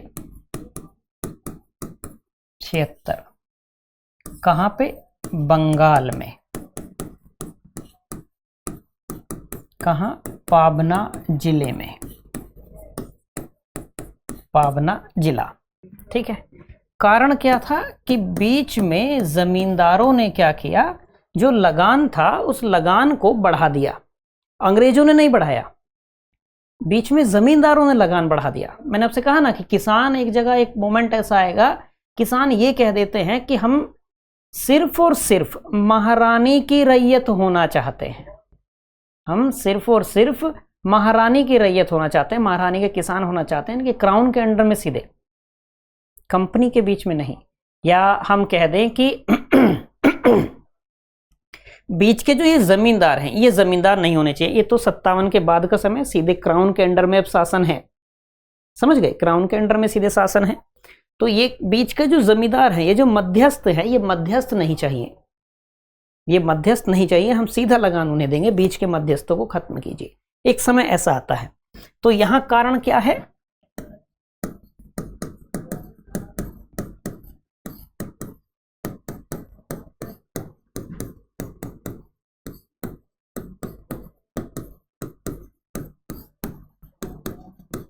जमींदारों द्वारा लगान की दर का बढ़ाया जाना, लगान का बढ़ाया जाना, ठीक है। जमींदारों ने क्या किया, लगान बढ़ा दिया। नेता यहाँ आपको ध्यान रखने हैं, 3 नाम आप ध्यान रखेंगे। एक नाम है इसमें, एक तो ईशान चंद्र राय हैं, एक केशव चंद्र राय हैं, एक है शंभुपाल। ईशान है ना,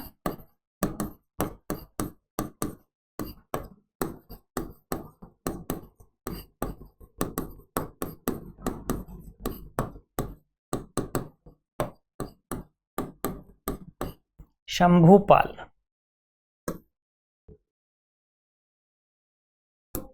शंभुपाल नील पाया दक्कन में, तो नील, पावना और 1875 का हम कहेंगे दक्कन उपद्रव। दक्कन उपद्रव कब? 1875 का ये समय है दक्कन उपद्रव को लेकर। अब दक्कन तो आप एकदम पहुंच जाएंगे, क्षेत्र कौन सा होगा? मराठा वाला क्षेत्र हो जाएगा, ठीक है। कारण क्या था कि जैसे लोग, किसान जो थे वो क्या कर रहे थे कि कपास की खेती वाला ही मामला असल में चल रहा है। जब कपास की मांग बढ़ी, कपास की मांग बढ़ने की वजह से क्या हुआ कि यहाँ लोगों को कपास की खेती के अच्छे दाम मिलने लगे, और किसान भी क्या करेगा, लाभ कमाना चाहेगा, तो उन्होंने क्या किया कि कपास उगाना शुरू कर दिया। किसानों ने यहां तक किया कि जो मारवाड़ी साहूकार थे, है ना, उनसे ब्याज पे पैसे लेना शुरू कर दिया था। जो मारवाड़ी और गुजराती साहूकार थे उनसे ब्याज पे पैसे ले लिए थे, वो कपास की खेती की। अंग्रेजों ने क्या किया कि वहां मांग कम हुई तो उन्होंने कपास खरीदा नहीं। कपास नहीं खरीदा तो जो साहूकार हैं उनका तो ब्याज बढ़ता जा रहा है। अब किसानों की फसल नहीं बिकी तो वो कहां से पैसा देंगे? तो ये पूरे विद्रोह का कारण ही बन जाता है कि जो मारवाड़ी और गुजराती साहूकार थे वो दिए गए धन पर अत्यधिक ब्याज ले रहे थे। तो व्यक्ति आते हैं एमजी रनाडे, महादेव गोविंद रनाडे। रनाडे साहब इससे संबंधित व्यक्ति रहते हैं, ठीक है। तो कब हुआ? 1875 में। क्षेत्र कौन सा? वो दक्कन वाला क्षेत्र है। कारण क्या है इसका?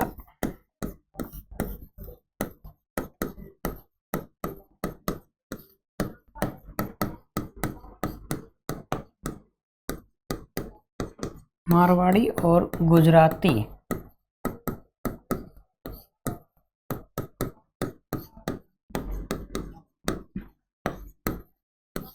अत्यधिक ब्याज लेना। रनाडे नेतृत्वकर्ता की भूमिका में तो नहीं थे प्रत्यक्ष रूप में, लेकिन संबंधित व्यक्ति जरूर हैं इस विद्रोह से।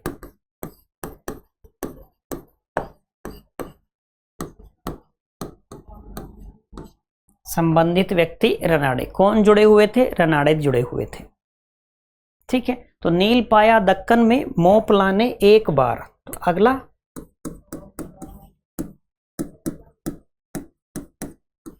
मोपला। अगला आप लिखेंगे मोपला विद्रोह। मोपला विद्रोह का समय नहीं ध्यान रखना है हमें, है ना, लेकिन वो क्षेत्र ध्यान रखना है जो केरल का मालाबार तट है। केरल का जो मालाबार तट है वहां ये होता है।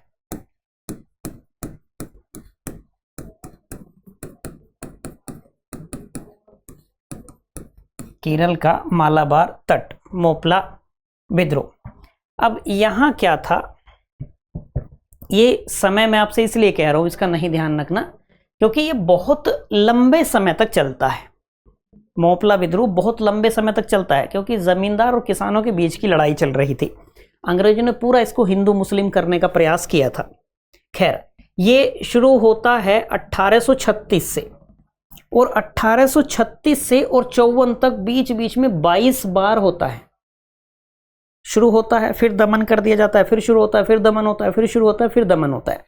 तो 1836 से 54 तक 22 बार हुआ, फिर 1882 में हुआ, फिर 85 में हुआ, फिर 96 में हुआ, और पूर्ण रूपेण 1921 में इसको समाप्त कर दिया जाता है, दमन कर दिया जाता है इसलिए। लेकिन फिर भी यदि आपको व्यक्तिगत जिज्ञासा के लिए लिखना हो तो इसका समय लिख लेंगे कि 1836 से 54 तक, और ब्रैकेट में लिख लेंगे 22 बार।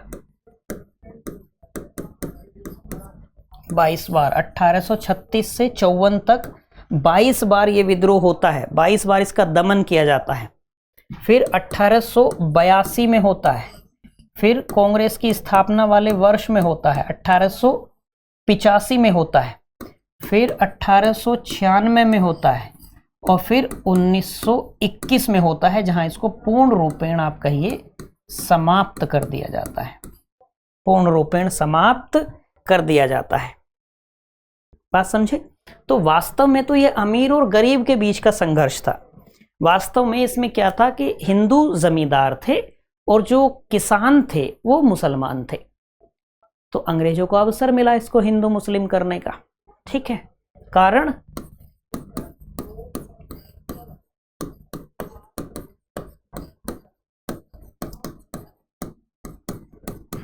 हिंदू जमींदारों का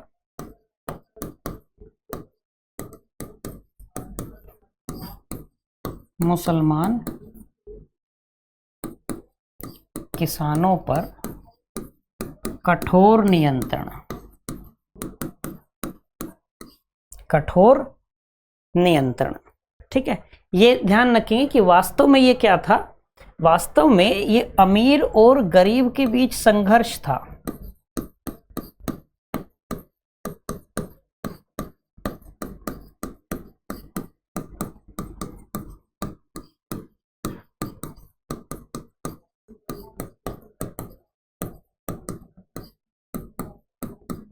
अमीर और गरीब के बीच संघर्ष था।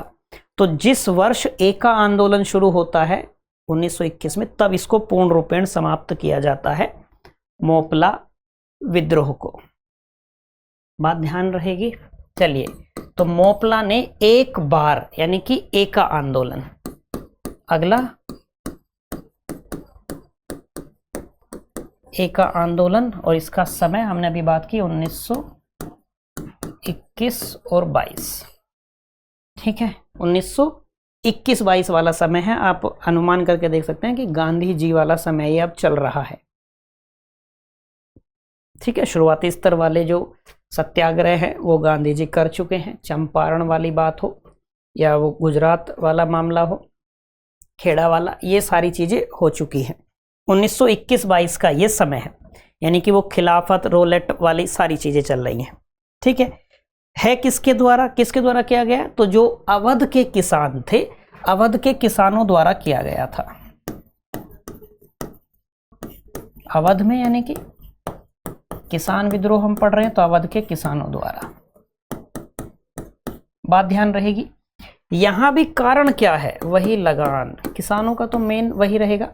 कारण क्या है? अत्यधिक लगान, और जो लगान नहीं दे पा रहे थे उनके खेत छीन लिए जा रहे थे।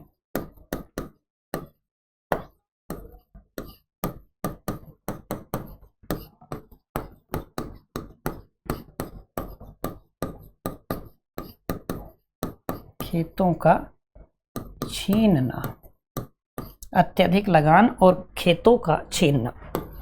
इसमें जो नेतृत्व करता है वो ध्यान रखेंगे, एक नाम आपको मदारी पासी का ध्यान रखना है, ये पूछा जा चुका है। दो नाम है वैसे तो, मदारी पासी, और एक नाम इसमें आप ध्यान रखेंगे सहरेब, एक नाम इसमें ध्यान रखेंगे सहरेब का। तो मोपला ने एक बार, अगला हम पढ़ेंगे बारदोली।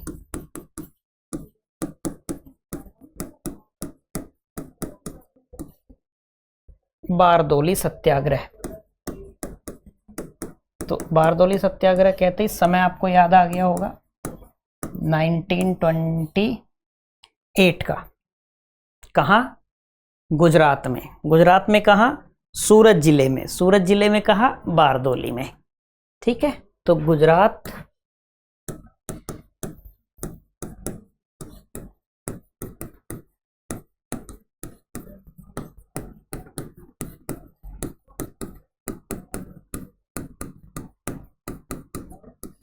सूरत जिले के बारदोली में।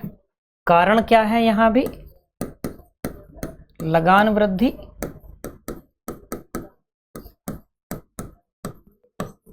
लगान वृद्धि। नेता आपको ध्यान आएगा कि भाई जो बारदोली की महिलाएं थी, बारदोली की महिलाओं ने ही वल्लभ भाई पटेल को सरदार की उपाधि दी थी, है ना। बात ध्यान आएगी यहां तक कि गांधी जी भी इसमें गए थे। तो नेतृत्वकर्ता कौन है? वल्लभ भाई पटेल। लिख लेंगे नेतृत्वकर्ता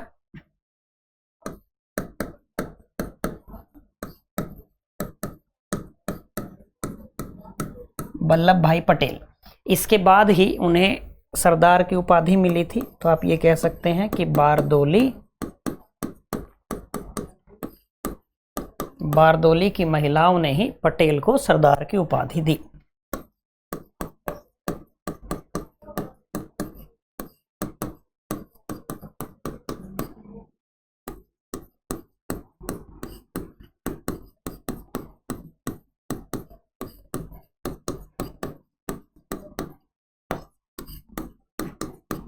सरदार की उपाधि दी।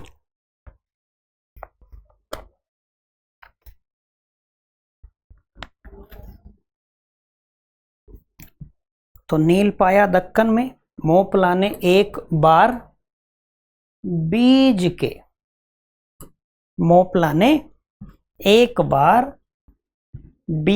के 3 भाग करके वर्ली पुनप्पा के जिले में बेच दिया।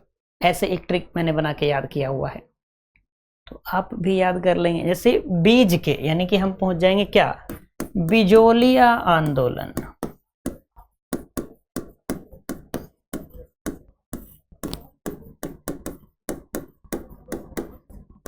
बिजोलिया आंदोलन, ठीक है। और बिजोलिया आंदोलन भी बहुत लंबे समय तक चला था। ये 1897 से शुरू होता है और 1941 तक चलता है। अप्रोक्स आपका ये 44 इयर्स, ठीक है। 1897 से 1941 तक। इसका कारण भी थोड़ा अजीब है, वो आप ध्यान रख लेंगे उसको भी, ठीक है। क्षेत्र कौन सा है? राजस्थान का बिजोलिया क्षेत्र जो है वो।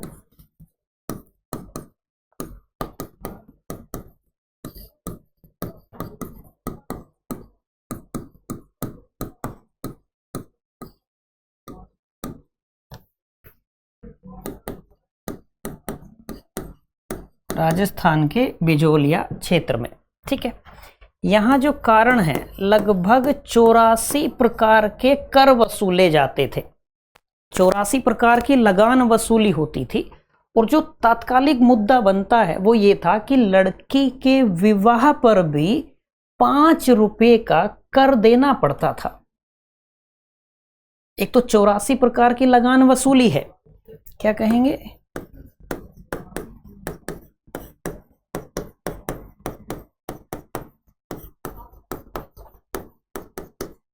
लगान वसूली।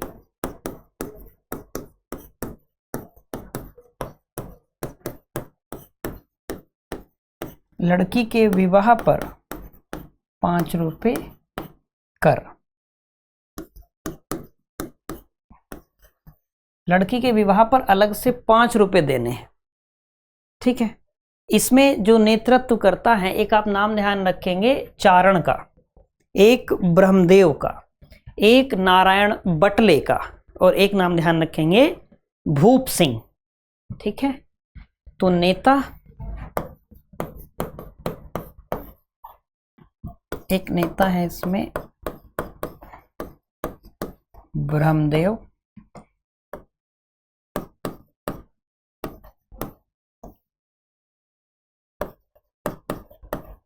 चारण, इसी क्रम में लिखिएगा, नारायण बटले और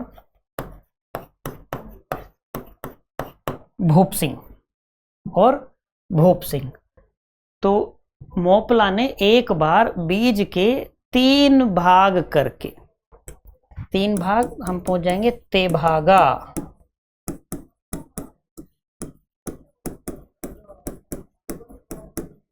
तीन भाग करके तेल निकालता है, तो तेलंगाना, तेभागा आंदोलन, ठीक है। और ये जो तेभागा है, तेभागा आंदोलन भी और तेलंगाना आंदोलन भी, ये आजादी के समय वाले हैं। यहां तक कि तेलंगाना तो आजादी के बाद भी चलता रहा था, तेलंगाना भी और तेभागा भी, ये दोनों ऐसे हैं जो आजादी के बाद भी चलते रहे थे, आजादी के बाद भी चलते रहे। तो तेभागा 46 से 50 तक, 1946 से 50, इसलिए ये अधिक महत्वपूर्ण हो जाते हैं दोनों, तेभागा भी और तेलंगाना भी। ठीक है, तेलंगाना 51 तक चलता है, तो दोनों अधिक महत्वपूर्ण हो जाते हैं। तेभागा का जो क्षेत्र है ये बंगाल में, और दूसरी जगह ये होता है त्रिपुरा, त्रिपुरा के हसनाबाद से शुरू होता है। ठीक है, तो एक तो बंगाल,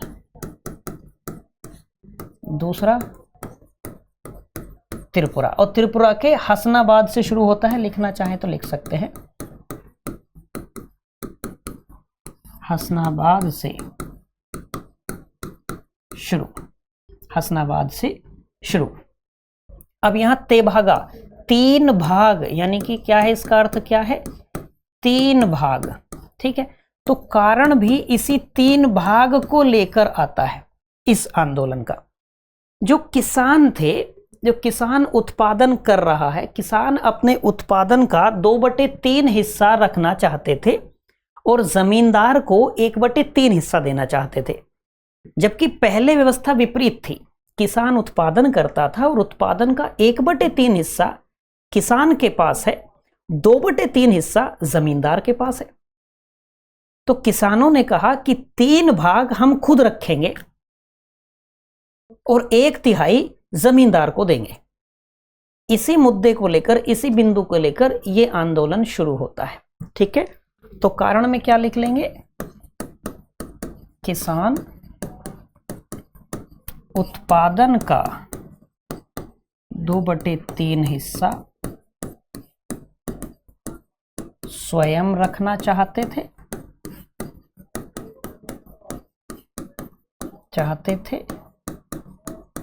और 1/3 हिस्सा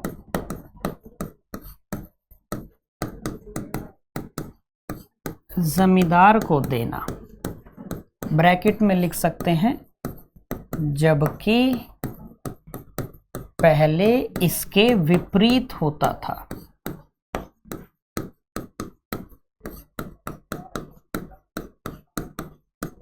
पहले इसके विपरीत होता था, यानी कि जमींदार क्या करते थे, 2/3 हिस्सा स्वयं रखते थे और 1/3 हिस्सा किसानों को देते थे।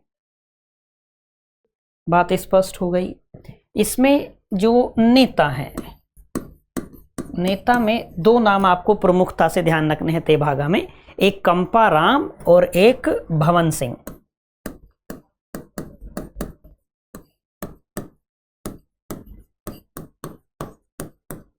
कंपाराम और भवन सिंह। चलिए, 3 भाग, बीज के 3 भाग करके तेल निकाल लिया। तो अगला तेलंगाना आंदोलन। समय हमने बात कर ही ली, ये 50 तक चलता है और वो 51 तक। तेलंगाना आंदोलन 1951 तक चलता है। ठीक है, तेलंगाना 51 तक चलता है। कहां, तेलंगाना में। कहां होता है, तेलंगाना में होता है।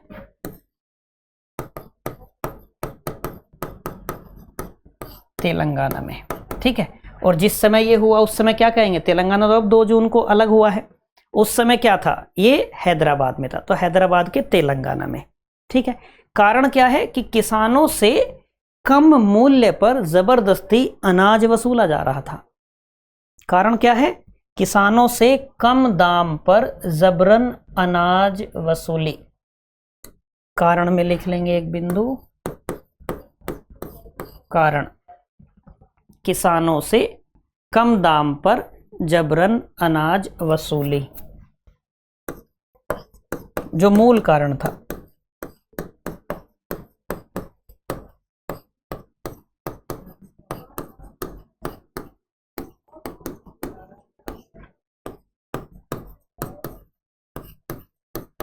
जबरन अनाज वसूली, मूल कारण तो ये था। तात्कालिक कारण क्या था कि इस बिंदु जबरन अनाज वसूली को लेकर एक व्यक्ति थे कमरैया। कमरैया संघर्ष कर रहे होते हैं, विरोध प्रदर्शन कर रहे होते हैं, तो पुलिस क्या करती है, लाठीचार्ज कर देती है और पुलिस द्वारा कमरैया की पीट पीट कर हत्या कर दी जाती है और पब्लिक भड़क जाती है। ठीक है, तो यदि तात्कालिक कारण की बात आएगी,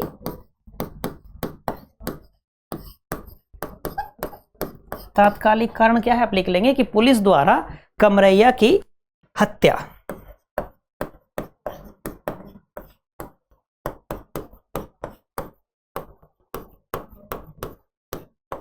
कमरैया की हत्या, पुलिस द्वारा कमरैया की हत्या, बात ध्यान रहेगी। चलिए, तेल निकाल लिया और वर्ली के पुनप्पा वायलार जिले में बेच दिया। यानी कि अगला हम कहां पहुंच जाएंगे, वर्ली आंदोलन।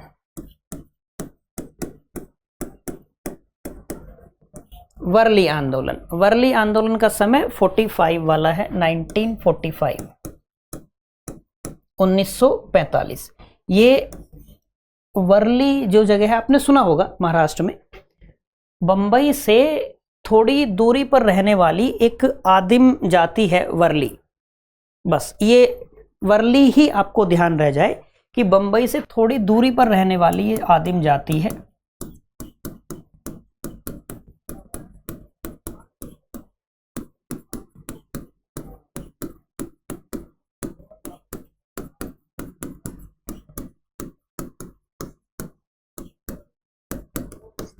आदिम जाति, बस इतना इसके बारे में ध्यान रहे। ठीक है, अंतिम, पुनप्पा एवं वायलार, ये दो अलग अलग जिले हैं।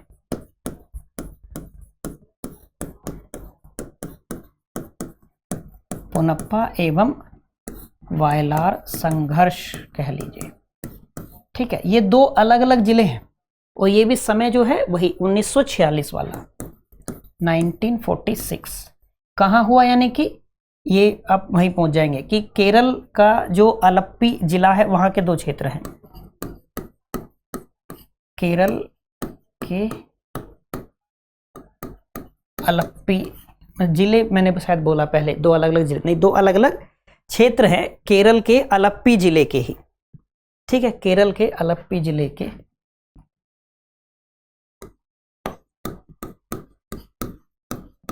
आलप्पी जिले में। कारण क्या है, यहां वही सामंती उत्पीड़न, नेता इसमें कोई ध्यान नहीं रखना आपको,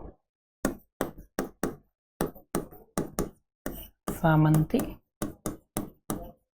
उत्पीड़न। ठीक है, ये शायद 11 हो गए होंगे, 10 11 हो गए होंगे। अब चलिए एक एक करके कैसे याद रखे जाएंगे इस ट्रिक से, जो जैसे मुझे याद है। आप मतलब कोशिश कर सकते हैं, अगर आपको ये ट्रिक अच्छी लगे तो ठीक है, नहीं तो आप अपनी कोई ट्रिक बना सकते हैं, वो भी पर्याप्त होगी।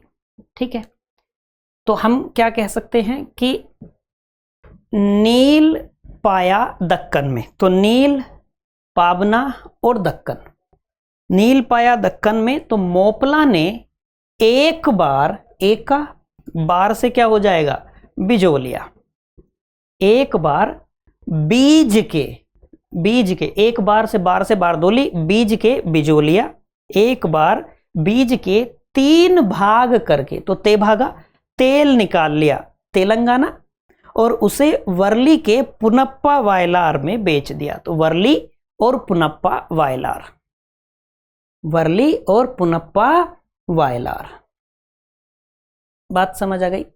अब किसानों की बात चल रही थी यहां निरंतर, तो जब किसान संगठित होना शुरू हुए तो किसान सभा का गठन होता है। ठीक है, बिहार किसान सभा का गठन होता है साइमन कमीशन वाले 1927 में। ठीक है, उससे पहले 1918 में उत्तर प्रदेश में किसान सभा, एक किसान सभा, उत्तर प्रदेश किसान सभा का गठन हो जाता है 1918 में। ठीक है, अब एक दो बिंदु किसान सभा से संबंधित जो तथ्य हैं वो आप लिख लीजिए।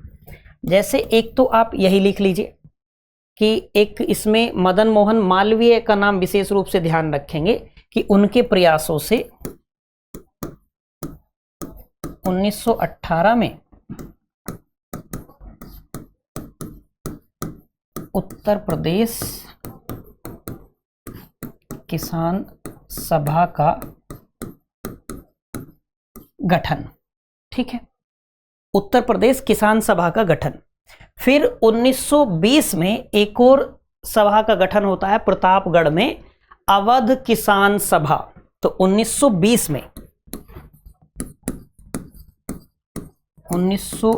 में अवध किसान सभा, ये उत्तर प्रदेश के ही जो क्षेत्र है प्रतापगढ़ में गठित होती है अक्टूबर 1920 में, 17 अक्टूबर 1920 को। ठीक है, यदि उत्तर प्रदेश किसान सभा की बात आएगी तो ये फरवरी 1918 में गठित होती है। ठीक है, तो अवध किसान सभा, उत्तर प्रदेश किसान सभा, ये दोनों आपको ध्यान रखने हैं। बात ध्यान रहेगी यहां तक की। उसके बाद में 1936 में अखिल भारतीय किसान सभा का गठन किया जाता है, 1936 में होता है वो। उससे पहले बिहार किसान सभा लिख लीजिए, वो 1927 की है, 1927। 1927 में बिहार किसान सभा,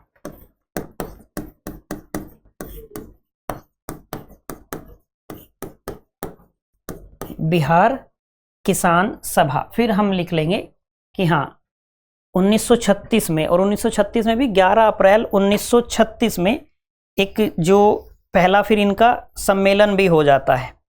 ठीक है, जो 1936 में सभा गठित होती ना, अखिल भारतीय किसान सभा, जो हमने बात की लखनऊ में, उसका पहला सम्मेलन भी हो जाता है और यहाँ सहजानंद सरस्वती का अध्यक्ष के रूप में नाम आएगा, वो ध्यान रखना है आपको। तो एक बिंदु आप लिख लेंगे अखिल भारतीय किसान सभा को लेकर 1936 में ऑल इंडिया लेवल पर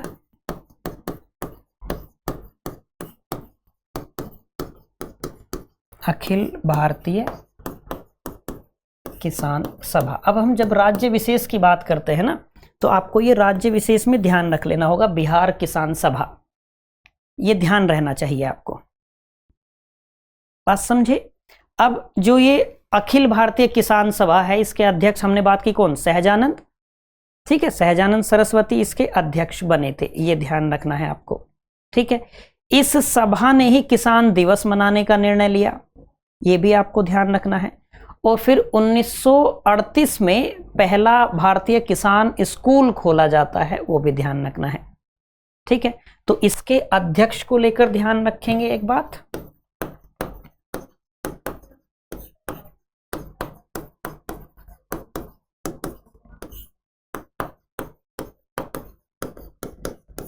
सहजानंद सरस्वती। इसका जो पहला सम्मेलन होता है वो 11 अप्रैल 1936 को ही होता है।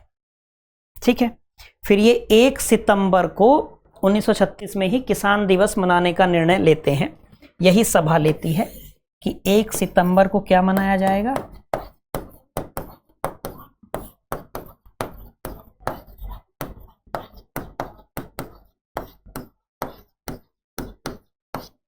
एक सितंबर 1936 को किसान दिवस मनाएंगे। ठीक है, एक बिंदु और लिख लीजिए 1938 का, वो आप लिख लीजिए, मैं बोल देता हूं एक बिंदु। 1938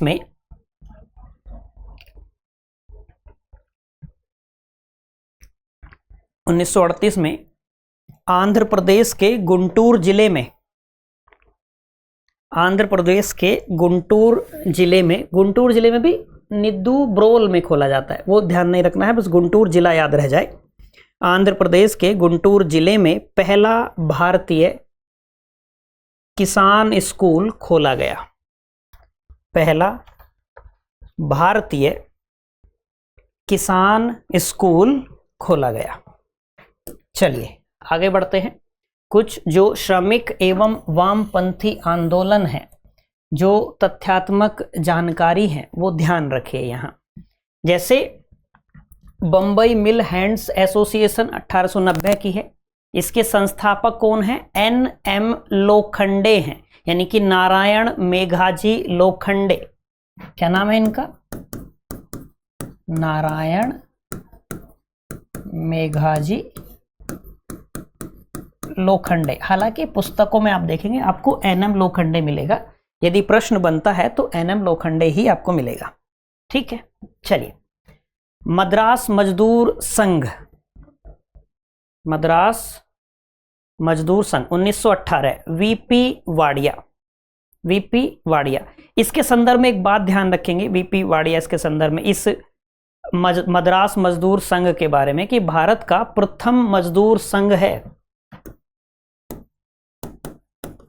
भारत का प्रथम मजदूर संघ। ये बिंदु इसके बारे में ध्यान रखेंगे आप।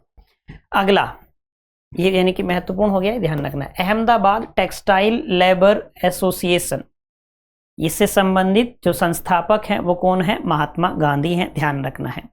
अखिल भारतीय ट्रेड यूनियन कांग्रेस, संस्थापक लाला लाजपत राय, NM जोशी और जोसेफ बैप्टिस्ट हैं, जोसेफ बैप्टिस्ट। इसके संदर्भ में विशेष तथ्य यह है कि इसके जो प्रथम अध्यक्ष थे वो कौन थे? लाला लाजपत राय थे। दीवान चमन लाल जो थे वो प्रथम महामंत्री बने थे इसके। ठीक है, फिर अखिल भारतीय ट्रेड यूनियन कांग्रेस की बात हो गई। अखिल भारतीय साम्यवादी दल 1925 का, तो MN रॉय के प्रयास तथा सत्य भक्त के नेतृत्व में, ध्यान रखने हैं दोनों। अगला क्रांतिकारी साम्यवादी दल Somendranath Tagore, radical democratic party 1940, MN Roy. ये ध्यान रखना है, ये महत्वपूर्ण है, ये बहुत महत्वपूर्ण बिंदु है। एक जाति सुधार आंदोलन के संदर्भ में भी ऐसे ही इस टेबल से ध्यान रखेंगे। संगठन संस्था आंदोलन में जैसे सत्य शोधक समाज, इसके जो संस्थापक हैं ज्योतिबा फूले, ये ध्यान रखना है। ठीक है, 1873 का। जस्टिस आंदोलन 1916-17, NC Mudaliar, P Tyagaraja, TM Nair. वायकुम, ये बहुत बहुत बहुत महत्वपूर्ण है। Narayana Guru, N Kumaran, TK Madhavan. Guruvayur Satyagraha, P Subramaniam, K Kelappan. All India anti untouchability league, Harijan Sevak Sangh 1932 वाला कौन? महात्मा गांधी, ध्यान रहेगा। चलिए, एक अंतिम बिंदु आज का, कांग्रेस की स्थापना से पहले जो स्थापित कुछ राजनीतिक संस्थाएं थी उनको देख लीजिए। अंतिम, ईस्ट इंडिया एसोसिएशन 1866 का, कौन है? दादा भाई Naoroji. India league 1875, Shishir Kumar Ghosh. Indian association 1876, इसको कांग्रेस की पूर्वगामी संस्था माना जाता है, इसलिए बहुत महत्वपूर्ण है। कौन संबंधित है? आनंद मोहन बोस और सुरेंद्रनाथ बनर्जी। मद्रास महाजन सभा 1884, MB राघवाचारी, G सुब्रमण्यम अय्यर और P आनंद चार्लू। बंबई प्रेसिडेंसी एसोसिएशन 1885, जब कांग्रेस बनती है। फिरोज शाह मेहता, बदरुद्दीन तैयब जी और KT तेलंग। बात समझ आ गई? अब इससे आगे हम लोग बात करेंगे भारतीय राष्ट्रीय कांग्रेस की स्थापना को लेकर। ठीक, तो कांग्रेस के बारे में हम लोग शुरू करेंगे अगली क्लास से, बात ध्यान रहेगी। मैं उम्मीद करता हूं कि जो आज हमने नागरिक विद्रोह को लेकर पढ़ा है, जनजातीय विद्रोह को लेकर पढ़ा है, किसान आंदोलन को लेकर बात की है, वो सारे बिंदु आपको समझ में आए होंगे। जो महत्वपूर्ण तथ्य हैं उतना हमने कर लिया है, इससे अधिक की आवश्यकता होगी नहीं। ठीक है, तो आज के लिए इतना ही रखते हैं, मिलते हैं आपसे अगली क्लास में। Till then bye bye, have a nice day.